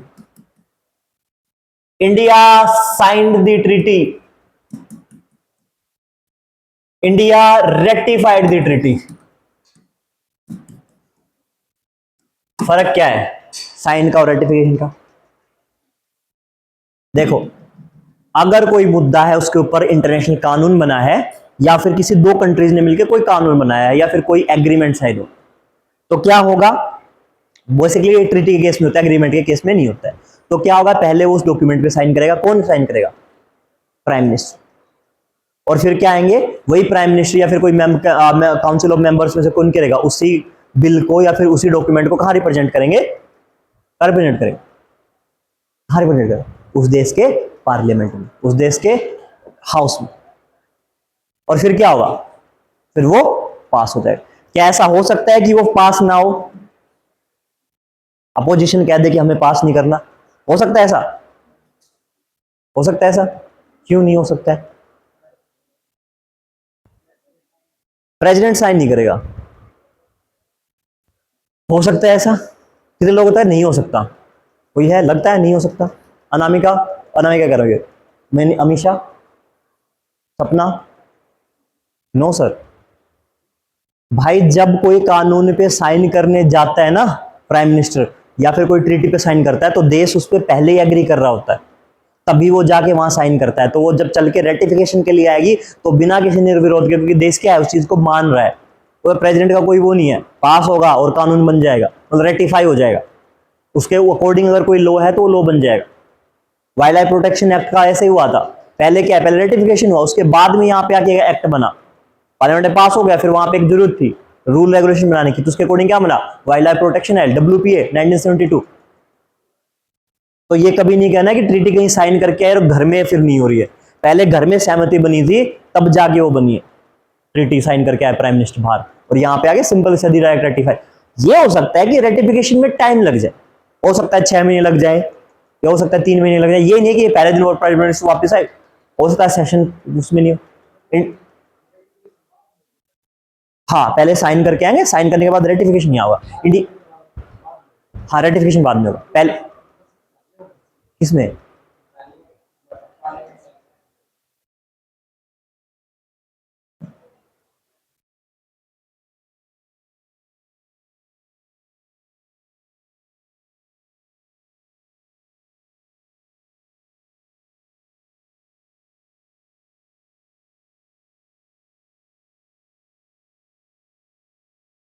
छोड़ो, ये छोड़ो।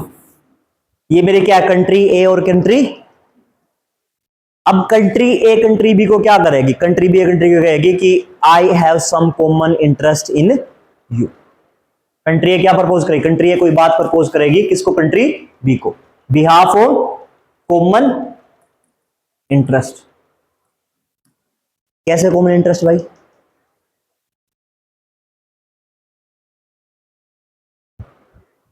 तुम्हें कोई पसंद आ गया, ठीक है, और तुम उसको प्रपोज कर रहे हो, क्या देख के प्रपोज करो? क्या देख के प्रपोज? कौन बताएगा? यस तनीषा बताएंगे, सूरज शशांक। अरे बता दो विजेंद्र, बता दो। अरे कितना घबरा रहे हो सर, दिल की बात निकलवा रहे हो, ठीक है। कोई दैट्स जोक अपार्ट, कोई बताएगा? हाँ, yes, good, very good, thank you, yes. Smart, okay. Intelligent, personality, आपका नंबर बाद है। हाँ, पर्सनैलिटी, और इसके आगे से कुछ ऐड करना है? देखो ये लोग बोल्ड है, क्या है? बिहेवियर, मुझे लगा लिविंग, लिविंग जिंदा, सच है, मुझे यही सुनाई दिया, लिविंग है, लिविंग जिंदा होना चाहिए, ओके ओके। और कुछ, किसी को कुछ ऐड करना है तो? हाँ, क्या है? Thoughts thinking, thought process, okay. कुछ और कोई ऐड करेगा? पीछे किसी को ऐड करना है? जयदेव, गिरीश, सपना बता रहे हैं, बताओ। नहीं, अच्छा, मन में सोच। आजाद, दिनकर, सबको मुका, वाइब मैच होनी, ओ वाइब मैच होनी चाहिए। कुछ यहां पे कहना है? What are these things? ये क्या है? Common ground. किसी का ये भी हो सकता है कि यार this is my skin colour, उसका स्किन कलर सेम होना चाहिए। I don't date that tall, dark, handsome kind of. I don't sell chubby kind. That not everything. That are the common interest. और मैं कॉमन इंटरेस्ट को क्या बोलूंगा? Common values. और तभी एक पार्टी दूसरी पार्टी को क्या करेगी? प्रपोज। अब यही रीजन कहां पे आएगा? देश के यहां पे, कि एक कंट्री दूसरी कंट्री को कोई भी चीज प्रपोज कर रही है तो प्रपोज उनके पास भी क्या होंगे? कुछ कॉमन ग्राउंड, कुछ कॉमन इंटरेस्ट। वो कॉमन ग्राउंड क्या हो सकते हैं? अब ये तो है नहीं कि vibe match, tall, dark, handsome, no. Personality, behaviour, हर 5 साल में एक अलग पर्सनैलिटी का आदमी आ जाता है, ठीक है। यहां पे केस अलग है, 15-15 साल तक रह रहे हैं। तो पहला क्या है? पहला वहां पे क्या डेमोक्रेसी है, क्या ऑटोक्रेसी है, किंगशिप है, डिक्टेटरशिप है। तो इसीलिए क्या होगा? डेमोक्रेटिक कंट्री दूसरी डेमोक्रेटिक कंट्री के साथ में और क्या हो सकता है? Common value. ये तो मेरी क्या हो गया? These are my political values, these are my political values. और मेरी क्या हो सकती है? इकोनॉमिक वैल्यू हो सकती है। क्या तुम ओपन इकोनॉमी हो, क्या तुम क्लोज इकोनॉमी, क्या तुम मिक्स इकोनॉमी हो, क्या तुम कैपिटलिज्म को फॉलो करते हो, क्या तुम सोशलिज्म को फॉलो कर सकते हो। That is my economic values. तीसरा मेरा क्या हो सकता है? और कुछ हो सकता है? रिलीजियस वैल्यूज हो सकती है। कैसा? कैसा? तुम भी हिंदू राष्ट्र, हम भी हिंदू राष्ट्र, तुम भी क्रिश्चियनिटी, हम भी क्रिश्चियनिटी। या फिर मोदी जी जाके क्या कहेंगे? किसी इस्लामिक कंट्री में चले गए तो क्या कहेंगे कि देखो, you are the Christian, you are the Islamic country, और हमारे यहां पे इस्लाम की क्या है पॉपुलेशन, मुस्लिम की पॉपुलेशन क्या है सबसे, वी आर ब्रदर्स, ठीक है। और जापान में जाके क्या कहेंगे? जापान में जाके क्या कहेंगे? अगर उनको कॉमन ग्राउंड बनाना है क्या कहेंगे? बौद्ध धर्म। हमारे यहाँ पे बौद्ध धर्म की शुरुआत हुई थी, गौतम बुद्ध ने। बौद्ध धर्म चल के कहाँ है? चाइना में क्या बना? चेन बना। आपके यहाँ पे जाके क्या हुआ? येन, सॉरी, चाइना में येन, और वहां पे जाके जेन, जेडियन। तो क्या हुआ? These have common ground. उसके रूट्स कहाँ है? हमारे यहाँ पे, ठीक है।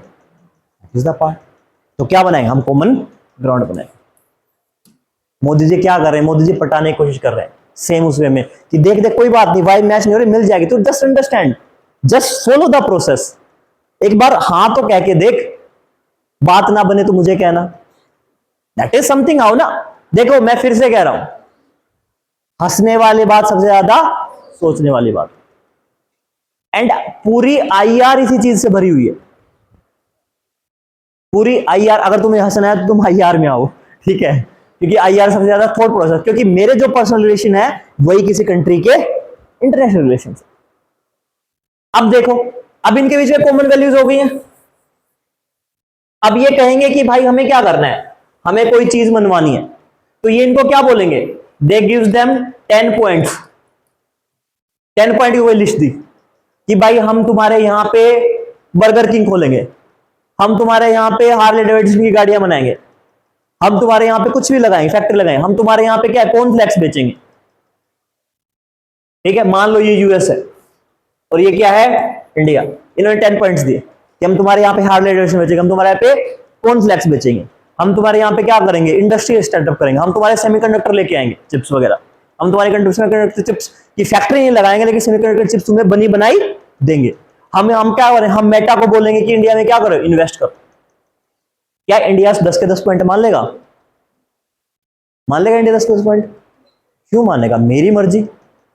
अगर मैं किसी को, अगर हमारी वाइब भी मैच हो गई फिर भी तो मना कर सकता है सामने वाला कि देख बीड़ी पीता है, ठीक है, मेरे साथ मेरे से मिलने आया तो बीड़ी पी के मत आया कर, बाद में तू चाहे कुछ भी कर। That is how some certain condition ना, ठीक है, सर्टेन कंडीशन। ओके, तो इंडिया क्या कर सकता है? इंडिया ये कह सकता है कि भाई आप क्या करो, हम हार्ले डेविडसन का प्लांट नहीं लगाए, हार्ले डेविडसन बहुत महंगी है, हमारे यहाँ पे कोई खरीदता नहीं है। ये कह सकते अरे जी, अब इस वजह से ऐसा लगता है कि 6 पॉइंट आए समझ में इंडिया को, ठीक है। इंडिया क्या करे, इंडिया इनको वापस 9 पॉइंट दे दे, 6 तो ये वाले और 3 अपनी मर्जी के, कि जी हमारे यहाँ पे भी टीसीएस है, वो भी आईटी में काम करती है, आप उसको सिलिकॉन वैली में काम करने दो। हमारे यहाँ पे जी अडानी है, हमारे आदमी है, क्या कर लेंगे, आप वहां पे एक दो प्लांट खोल लेने दो, आपके वहां पे बहुत गैस एक दो दे दो आपकी, you are my friend Donald and he is also my friend, my friend is your friend is my friend. ठीक है, कुछ और भी हो सकती है। ठीक, 9 पॉइंट गए। अब 6 पे तो ये राजी हो गया, चलो ठीक है 6 मान ली। ठीक, अब 3 पे कह देगा अरे no no no no no no no no no no no, Zuckerberg और क्या, Zuckerberg is my good friend, I don't allow TCS, I can't do that. Yes, but TCS can invest, TCS can, तो हो सकता है कि वो इसके साथ मैच ना करे, और हो सकता है 2 पे एग्री कर दे, 1 को मना कर दे। तो कितनी बची, 6 ये थी, 8 हो गई। अब ये दोबारा से लेटर भेजेगा, फिर से 10 करके दे दे। 2 चीज और कहते कि देखो यू सेइंग कि हार्ले डेविडसन नहीं, कोई नहीं, we will give the new variant for Indian variant, जो क्या होगा, सस्ता होगा, हार्ले डेविडसन होगा लेकिन कैसा होगा, इंडियन वेरिएंट होगा। ठीक, अब फिर सही है, किसी पॉइंट पे जाके कुछ ना कुछ तो कॉमन ग्राउंड आएंगे। मान लो दोनों की मिला के 7 कंडीशन ऐसी आई, किसी किसी पे एग्री करोगे कि ठीक है, मैं ठीक है कोई बात नहीं, मैं अगर बीडीपी भी ली है तो भी मैं क्या करूंगा, सेंटरफेस या मैथनॉल की मिंट खा के आऊंगा, पता नहीं लगने दूंगा कसम से। ठीक है, वजह से कोई कंडीशन होगी, बस दिक्कत ये है कि बात ध्यान रखना है कि हाँ जब तू आएगी तो तू 200 रुपए से ज्यादा का नहीं खाएगी कुछ भी, आजकल वो चल रहा है 370 वाला।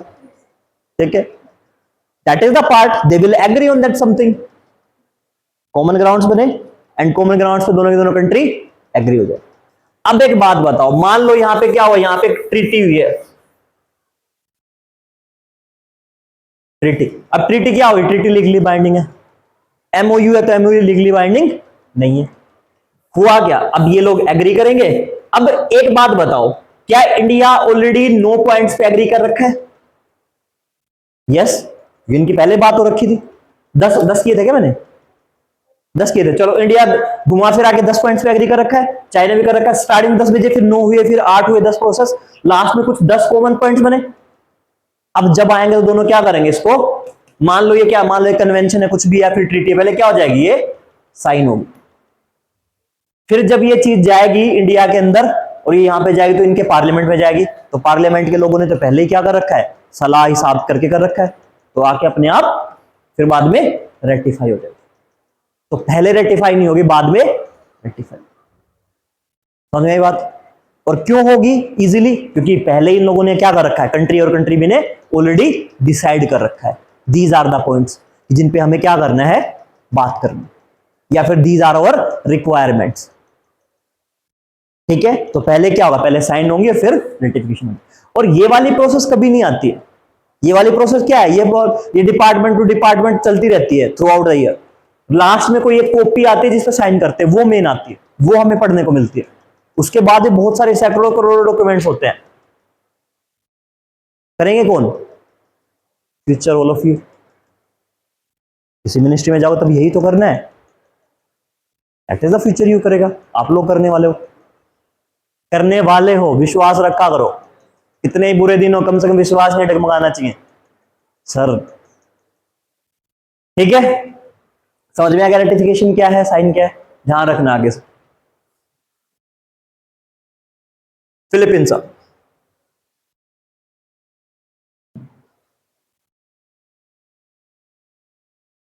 ठीक, एक सबसे पहले आप लोगों को यह ध्यान देना है, इस छोड़ो सब ये मत करो, कैपिटल इसकी क्या है, मनीला, कैपिटल क्या है, मनीला। एक इसका ये आइलैंड है लुजोन आइलैंड, आपको ये ध्यान रखना है, लुजोन आइलैंड कौन सी साइड में है, नदर्न साइड में। और फिलीपींस का सबसे बड़ा क्या है, आइलैंड, सबसे बड़ा पार्ट है Luzon, LUZON, Luzon largest island है, सबसे बड़ा द्वीप है, और इसी पे कैपिटल है कौन सी, मनीला। ये रहा, ये सर्कल में, सर्कल में जो लगा रहा है, ये जो ये एरिया दिख रहा है, ये बाय लुजोन, और इसी में मेरी क्या कैपिटल सिटी मनीला, और कौन सी तरफ है, नदर्न साइड। ये बात ध्यान रखना है, फिलीपींस में कुछ भूल जाओ सब भूल जाना, पर ये बात ध्यान रखनी है, लुजोन सबसे बड़ा है, नदर्न साइड में है, मनीला है। ठीक है, दूसरा मेरे पास नदर्न इसका है ये वाला, Mindanao, Mindanao. Southern most part कौन सा है मेरा? मिंदानाओ। सदर्न पार्ट मेरा कौन सा है? मिंदानाओ। ठीक है, और ये मेरा क्या है? Second largest. ठीक है, और मेरा सेंट्रल पार्ट है मिंदोरो। सेंट्रल पार्ट कौन सा है? मिंदोरो। बीच का पार्ट मेरा कौन सा है? मिंदोरो। सबसे बड़ा कौन सा है? लीजोन। फिर मेरा कौन सा है? मिंदारो। और फिर सेंटर का पार्ट है मेरा मिंदोरो।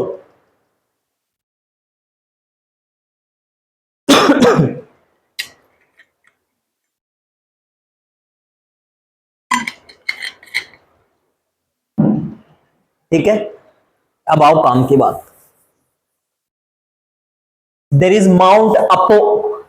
यहां पे क्या highest peak? Mount Apo. Mount Apo ये रहा। ठीक है, और ध्यान रखना है कहां पे है? मिंदानाओ पे। कहां पे है? मिंदानाओ में, या फिर क्या है? Southern part. और मेरा जितनी की जितनी है मेरी, इसके यहां से क्या जाती है? Ring of fire. Ring of fire समझते हो? क्या मतलब है रिंग ऑफ फायर का? वोल्केनोज की सीरीज है। क्यों है वोल्केनो की सीरीज? प्लेट आ रही है, कौन सी कौन सी? वहां पे कौन सी है? यूरेशियन या कौन सी? इंडियन प्लेट कौन सी? क्या है? फिलीपींस है। हाँ, पैसे। ठीक। और यहां पे मुझे क्या मिलेंगे? इसीलिए मेरे पास सबसे ज्यादा चांसेस किसके हैं? अर्थक्वेक्स के एंड वोल्केनो इरप्शंस के। ठीक है, एक से दो। अगर यूएस से,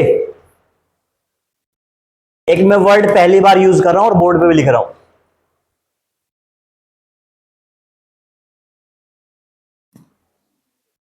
चीप लेबर की बात करता है। सर अब सवाल है, सर आपने इतनी बार तो बताया चीप नहीं लिखना है, चीप नहीं लिखना है, चीप नहीं लिखना है। अफोर्डेबल भी तो लेबर लिख सकते थे, अफोर्डेबल क्यों नहीं लिखा? यहां पे चीप लेबर का मतलब है कि जो लेबर है, जो भी वर्कर्स हैं, आप उनके राइट्स को क्या कर रहे हो? नुकसान कर रहे हो, उनके राइट्स को हथिया रहे हो। उनको मिलना चाहिए प्राइस ऐसा जो भी है, लेकिन आप दे रहे हो कम। तो इसलिए क्या? It is a negative term. तो अब क्या हो रहा है? एक्सप्लॉयटेशन हो रहा है किसका? वर्कर्स का। That's why it is a negative term, और ये लिखनी जरूरी है। तो क्या लिखूंगा? Cheap labour. तो चीप लेबर की बात होगी तो यूएस से कहां से करता है? यहीं से। जब तक चाइना का नाम नहीं आया था, जब तक चाइना में इंडस्ट्रियलाइजेशन बहुत हाई लेवल पे नहीं हुआ था, तो जितने भी नाइकी के शूज वगैरह सब यहीं से बनते थे। दूसरा, अगर मैं क्या करूंगा, अगर मैं बीपीओ की बात करता हूं,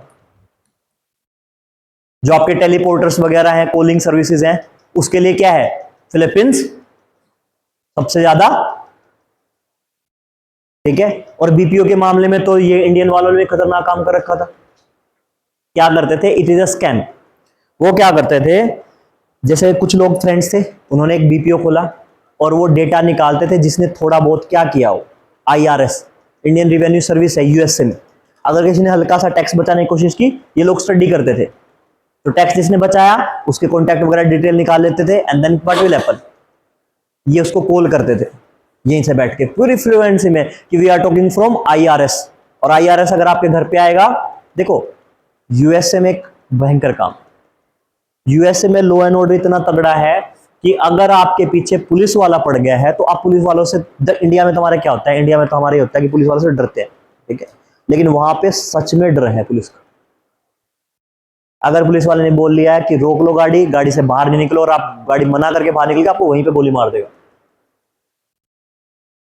उसने बोला है ना कि हाँ, वो देखा होगा मूवीज में, उसने बोला स्टे इन द कार, और आप कार से बाहर आ गए क्योंकि मेरे को सुसु लगी है। नहीं, मतलब यही कल्चर है, कार से बाहर पहनने के लिए फिर बात करें, कार से बाहर आ गया आपको गोली मार देगा। और अगर आपके पीछे कोई एजेंसी पड़ गई है गवर्नमेंट की, तो भूल जाओगे, आप बचोगे। लेकिन वहां पे एक चीज सही है, वहां पे हमारे जुडिशरी के जैसा नहीं है, वहां पे जुडिशरी स्ट्रॉन्ग है। हमारे यहाँ पे तो जुडिशरी का क्या काम है, मतलब नहीं कहना चाहिए ऐसा, लेकिन बहुत सारे केस ऐसे आए जहां पे जुडिशरी को बहुत ज्यादा अच्छा करना चाहिए था, उतना अच्छा जुडिशरी ने नहीं किया। मैं जुडिशरी की बुराई नहीं कर रहा हूं, but this is the fact कि कहीं ना कहीं उनको और बेहतर काम करना चाहिए था। उस हिसाब से नहीं कर। लेकिन वहां पे जुडिशरी बहुत है। अगर उनको ये भी पता लगाना है, जैसे हमारे यहाँ पे ईवीएम का बहुत बड़ा मुद्दा हुआ, जुडिशरी को और ज्यादा स्क्रूटिनी करनी चाहिए थी, और ज्यादा बेटर काम करना चाहिए था। वहां पे अगर ऐसा कुछ हो जाता तो पार्लियामेंट, वो प्रेसिडेंट को इम्पीच करने की बात आ जाती। ठीक है, तो वहां पे जुडिशरी स्ट्रॉन्ग है। हमारे यहाँ पे किसी के ऊपर कोई केस लग गया, चार्ज लग गया, सालों साल केस चल रहा है। मतलब मैं देशद्रोह की बात कर रहा हूं। एक नामी नाम के इसरो के साइंटिस्ट थे, उनके ऊपर मूवी भी आई थी, आर माधवन ने रोल प्ले किया उनका। बहुत सालों तक केस चला, कोई किसी ने इतना ध्यान नहीं दिया। वहां पे ऐसा नहीं है। वहां पे अगर आप किसी को फेक, ये पॉसिबल है, मतलब इतना तो चलता है, लेकिन इतना बहुत खुले हुए नहीं चल पाए। वहां पे जुडिशरी थोड़ी स्ट्रॉन्ग है। इंडिया की जुडिशरी को भी स्ट्रॉन्ग होना पड़ेगा। पर ये अपनी अलग बात है ना। अब लोग ये कहते हैं कि जब, अब बहुत सारे लोग ये डिबेट करेंगे कि यार जब हमारा जो है, जो हमारे मेंबर ऑफ पार्लियामेंट है, या फिर जो हमारी गवर्नमेंट है, जो कोर ऑफ द गवर्नमेंट है, काउंसिल ऑफ मिनिस्टर, जो इलेक्टिव्स वगैरह है, ये अगर क्या फुल मेजोरिटी में आ जाते हैं तो कहीं ना कहीं बैक स्टेज पे चली जाती है। कौन? जुडिशरी। अरे भाई ऐसे कैसे चली जाएगी जुडिशरी? हमारे यहाँ पे तो चलो उम्र फिक्स कर रखी है कि क्या रह गए, और जो हमारे जो सुप्रीम कोर्ट के जज हैं वो इस उम्र तक रहेंगे। अगर आप यूएसए में फेडरल जज को देखोगे तो फेडरल जज तब तक जज रहेगा जब तक वो क्या है, जब तक वो जिंदा है। जिस दिन आज अगर फेडरल जज को, हमारे यहाँ पे 65 ईयर एज, 70 ईयर कुछ तो एक्सटेंशन मिल जाएगा थोड़ा बहुत, लेकिन वहां पे क्या, जब तक आप जिंदा रहोगे तब तक आप जज रह सकते हो। या फिर आप अपनी मर्जी से ले लो कि भाई अब मेरा शरीर काम नहीं कर रहा है एंड आई विल, लेकिन जब तक जिंदा हो तब तक आप जज रहोगे। और जज का अपॉइंटमेंट किसके द्वारा किया जाएगा? Appointed by prime president, president करेगा। ऐसे केस बहुत सारे हुए, जैसे कैपिटल हिल का एक केस हुआ था यूएसए में, जहां पे फायर वगैरह लगा दी थी कैपिटल हिल्स में लोगों ने, वॉशिंगटन डीसी, वहां पे कैपिटल में, व्हाइट हाउस में। तो उस टाइम पे जो केस गया जिसके पास में, वो केस उसी, देखो पिछले टर्म में क्या था, पिछले टर्म में ट्रंप ने कुछ जजों का अपॉइंटमेंट किया, उन जजों का appointment then what will happen. ठीक है, वो लाइफ लॉन्ग रहेंगे, वो उसके खास है। तो ये चीजें होती हैं, ये चीज यूएस में भी होती है। तो अब जब वो कैपिटल हिल का जो केस था, जो आगजनी का और उन सब का केस था, वो जब केस गया किसके पास गया? उसी जज के पास गया जो डोनाल्ड ट्रंप ने अपॉइंट कर रखा था। डोनाल्ड ट्रंप को ज्यादा प्रॉब्लम नहीं हुई। एक चीज क्या थी, कुछ टाइम के पहले जैसे एक इंस्टाग्राम पे और सोशल मीडिया पे ट्रेंड चल गया था, अगर आप फूल, ये चीज सर्च करो, फूल, फ्लावर नहीं, फूल, बेवकूफ आदमी, पपेट आदमी, ऐसे वर्ड सर्च करोगे तो वो डोनाल्ड ट्रंप की फोटो शो करने लग जाता। डोनाल्ड ट्रंप ने क्या किया? डिफेम का केस लगा दिया। किसका केस लगाया? डिफेम का केस। केस किसके पास गया? केस उसी जज के पास गया जिसका अपॉइंटमेंट किसने की थी? डोनाल्ड ट्रंप ने। तो उसने उसके फेवर में काम किया। अब फेवर में काम करने के बाद वो बिजनेस खोपड़ी आदमी तो है, उसने क्या किया? उसने जितना पैसा आया था वो सारा सारा डोनेट कर दिया कि नहीं ठीक है कोई बात नहीं, मैं सारा डोनेट कर रहा हूं, अपने पास रखो। डोनेट किस कंपनी में किया? डोनेट उस कंपनी में किया जो उस कंपनी की डॉटर कंपनी थी। अब ये पैसा कहां से आया डिफेम का? ये क्योंकि अब डिफेमेशन हुआ आदमी का तो कौन देगा? स्टेट देगा। स्टेट देगा। यूएस ट्रेजरी से पैसा आया। यूएस ट्रेजरी से पैसा आया, डोनाल्ड ट्रंप के खाते में आया। डोनाल्ड ट्रंप ने बोला कि मुझे नहीं चाहिए, ठीक है कोई बात नहीं, मुझे जस्टिस चाहिए था, the supreme court, the federal court provided me the justice. पैसा आया, पैसा कंपनी में डाल दिया। कंपनी किसकी? अब डोनेशन के नाम पे आप कितना ही पैसा दे सकते हो। अब वो अगर वो अपनी पर्सनल उसमें रखता तो टैक्स एग्जम्प्ट होता। अब डोनेशन के नाम पे दिया तो इट्स नॉट एग्जम्प्टेड। और मेन कंपनी को नहीं दिया है, अगर मेन कंपनी को देता तो क्या होता? आप अपनी कंपनी को प्रॉफिट कर रहे हो, प्रॉफिट, ऑफिस ऑफ प्रॉफिट का जो कंसेप्ट आता है वो भी अप्लाई होता है। एंड देन मैं कहता हूं मुझे पॉलिटी नहीं आती, पर मैं कहता हूं मुझे ठीक ठाक आती तुम लोगों से। कोई बात नहीं, छोड़ो, ज्यादा हो रहा है यार, छोड़ो। ठीक, समझ में आया वो चीजें। अब माउंट अपो के बारे में लिखो। माउंट अपो मेरे पास में क्या है? Southern part, Mindanao. ठीक, अब इसके नीचे दो चीजें रखनी है। एक तो मेरे पास ये सिलेबस सी, सिलेबस नहीं है, सिलेबस सी, सिलेबस सी। और सिलेबस सी में एक ध्यान रखना है, extern most part Sulu आर्चिपेलगो। Sulu आर्चिपेलगोस, ये क्या है? ये सदर्न मोस्ट पार्ट है किसका? फिलीपींस का। ध्यान रखना सेलेबसी में है। किस में है? सेलेबसी में। ठीक है, और इसी के पास में मेरे पास ये है, देयर आई हैव सुलूसी। मेरे पास क्या है इनके पास में, सुलू सी। अब जो सुलू सी है उसके ईस्ट में क्या है, उसके ईस्ट में ध्यान रखना, this is my east, this is my waste, क्या है मेरे पास, सुलू आर्चिपेलागो, दिखाई दे रहा पीछे, सुलू आर्चिपेलागो। या फिर सुलू आर्चिपेलागो नहीं लिख रहे हो तो एक ग्रुप लिखो, that is my Basilan, Basilan island, Basilan island, देखो ये रहा बेसिलान आइलैंड। और इधर मेरे पास है पालावान, वेस्ट मेरे पास है पालावान आइलैंड। सुलू आर्चिपेलागो भी है, सुलू सी भी है, ठीक है। मेरे पास क्या है, south China Sea, Sulu Sea और सेलेब सी, ठीक है। So not Celebes, Celebes Sea, not Celeb Sea, Celebes Sea, South China Sea, Sulu Sea और सेलेबस सी, ठीक है। मेरे पास, और मेरे पास नॉर्दर्न मोस्ट लिखो बैटन आइलैंड्स, बैटन आइलैंड्स, और बैटन आइलैंड्स के बाबूयान भी लिखो, ये बाबूयान आइलैंड्स और बैटन आइलैंड्स। ये इतना इंपॉर्टेंट क्यों, इतना इंपॉर्टेंट इसलिए है बिकॉज डिस्प्यूट चलेगा फिलीपींस का और किसका, चाइना का। तो अगर कई बार ऐसे हो जाएगा कि चाइना ने क्या किया, चाइना ने ड्रिल की है, मोकिंग ड्रिल की है या फिर फायरिंग की है। मोक फायरिंग पता है कैसे होती है, mock drill, mock firing exercises. हमारे पास जब मिसाइल लॉन्च करते हैं तो मिसाइल के ऊपर हम वॉर हेड में क्या नहीं रखते, कोई भी एक्सप्लोसिव नहीं रखते, सिंपल मिसाइल फायर कर देते। मोक ड्रिल में वो सब होता है।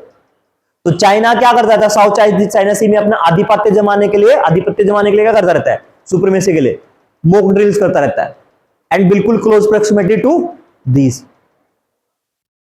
अब एक चीज में जो आपको बता रहा था, चाइना ने क्या किया है, जो मेरा यूएन क्लोज है, यूएन क्लोज क्या कहता है, यूएन क्लोज ये कहता है, सब लोगों ने मिलकर बनाया कि भाई हमें नहीं पता जी समुद्र में कितनी दूर तक क्या रखे हम, जगह किसकी हो, कैसी हो, कौन सी हमारी बॉर्डर है, कौन सी नहीं है, कल को तो कोई हमारे घर पे आके बैठ जाएगा। तो उन्होंने क्या बनाया, उन्होंने कुछ पार्ट्स बनाए, टेरिटोरियल वाटर्स, ठीक है, इकोनॉमिक जोन्स, एक्सक्लूसिव ईईजेड्स, ठीक है, ये एक्सक्लूसिव इकोनॉमी जोन्स।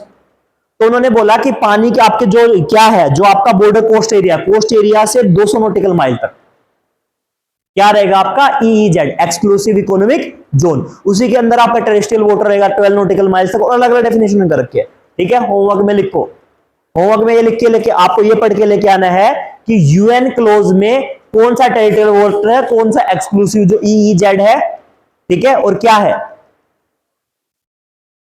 ठीक। अब बात ये आती है, मैं ये कह रहा हूं कि यूएन क्लोज में क्या क्राइटेरिया है और ईईजेड कौन सा है, इकोनॉमिक एक्सक्लूसिव जोन कौन सा है, टेरिटोरियल वाटर कौन सा है, इंटरनेशनल वाटर कौन सा है, territorial water, international border, international border, international waters कौन सा है, ठीक है। ये अच्छे से साफ सुथरे बना के लेके आने हैं जहां पे आप बार बार याद कर पाओ, इट्स अ इंपॉर्टेंट थिंग। तो हुआ क्या, यूएन क्लोज में इंडिया ने मान लिया। अब इंडिया मानेगा तो इंडिया के अकॉर्डिंग क्या हो जाएगा, जो कोस्ट मेरा है, कोस्ट से 200 नॉटिकल माइल से ज्यादा क्या हो जाएगा मेरा इंटरनेशनल वाटर। अब उस इंटरनेशनल वाटर में कोई भी आ सकता है, लेकिन जब वो मेरा इंटरनेशनल वाटर यानी 200 नॉटिकल माइल मेरी कोस्ट के पास आएगा तो उन्हें क्या करना पड़ेगा, पहले बताना पड़ेगा कि हेलो सुनो coastal guard of India, this is I am, this is who I am, और मेरी शिप में ये है, मैं आपके वाटर में एंटर कर रहा हूं। देखिए movie KGF 2, last scene, Rocky international water से कहां आ रहा है, इंडिया की तरफ आ रहा है, सर वो उधर नहीं जा रहा। That is the concept of EEZ. कौन सा लिख है, लिख के लाओगे थोड़ी और अंडरस्टैंडिंग होगी। तो अब ऐसी कंट्रीज, अब ये भी होमवर्क में लिख लो, अब ऐसी कंट्रीज के साथ क्या होगा, जो कंट्रीज बिल्कुल पास है, जिनके बीच में गैप ही नहीं है। हमने देखा ना बहुत सारी कंट्रीज, जैसे स्वीडन है, स्वीडन के पास में क्या, फिनलैंड है, गल्फ ऑफ फिनलैंड है वहां पे, सॉरी, और गल्फ ऑफ फिनलैंड मेरा क्या करेगा, बिल्कुल पास में, वहां से 200 नॉटिकल माइल का कुछ एरिया ही नहीं है, देन व्हाट विल हैपन। तो क्या कोई क्लोज है। अब चाइना था समझदार, चाइना ने यूएन क्लोज नहीं माना। अगर चाइना यूएन क्लोज मान लेता तो साउथ चाइना सी में आता ही। अब फिलीपींस ने मान रखा है, जैसे ये इसके 200 नॉटिकल माइल के पास आता है, ये कह देता है कि यूएन क्लोज। चाइना कहता है क्या यूएन क्लोज, मैं पता नहीं क्या होता है ये, ठीक। और एक चीज और लिखो इसके साथ में, यूएसए ने क्या किया, यूएसए ने कहा कि हम नहीं मानते ऐसा कुछ, हम अपना अलग चलाएंगे, that is freedom of navigation. इसके साथ एक चीज और पढ़नी है, freedom of navigation. I think सबको सर्च करना भी आ गया होगा, कर लेते हैं आर्टिकल्स यूपीएससी वाले सारे, किसी को कोई दिक्कत नहीं होती। फ्रीडम ऑफ नेविगेशन ये कैसे कॉन्ट्राडिक्ट करता है, ठीक है।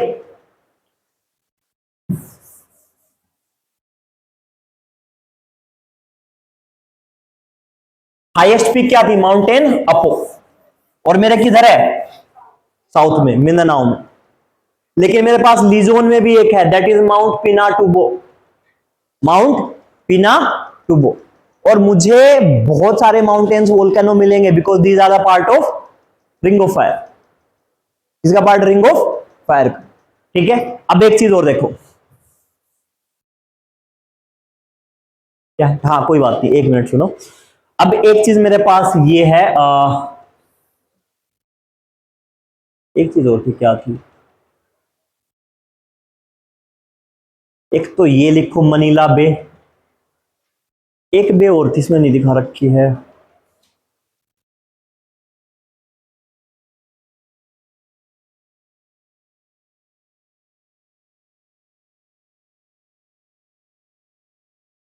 ठीक है। कुछ जो इसका डेटा बचेगा मैं वो भेज दूंगा। एक पॉइंट और था इसमें, ठीक है। चलो कंक्लूड करते हैं, टाइम हो गया तो।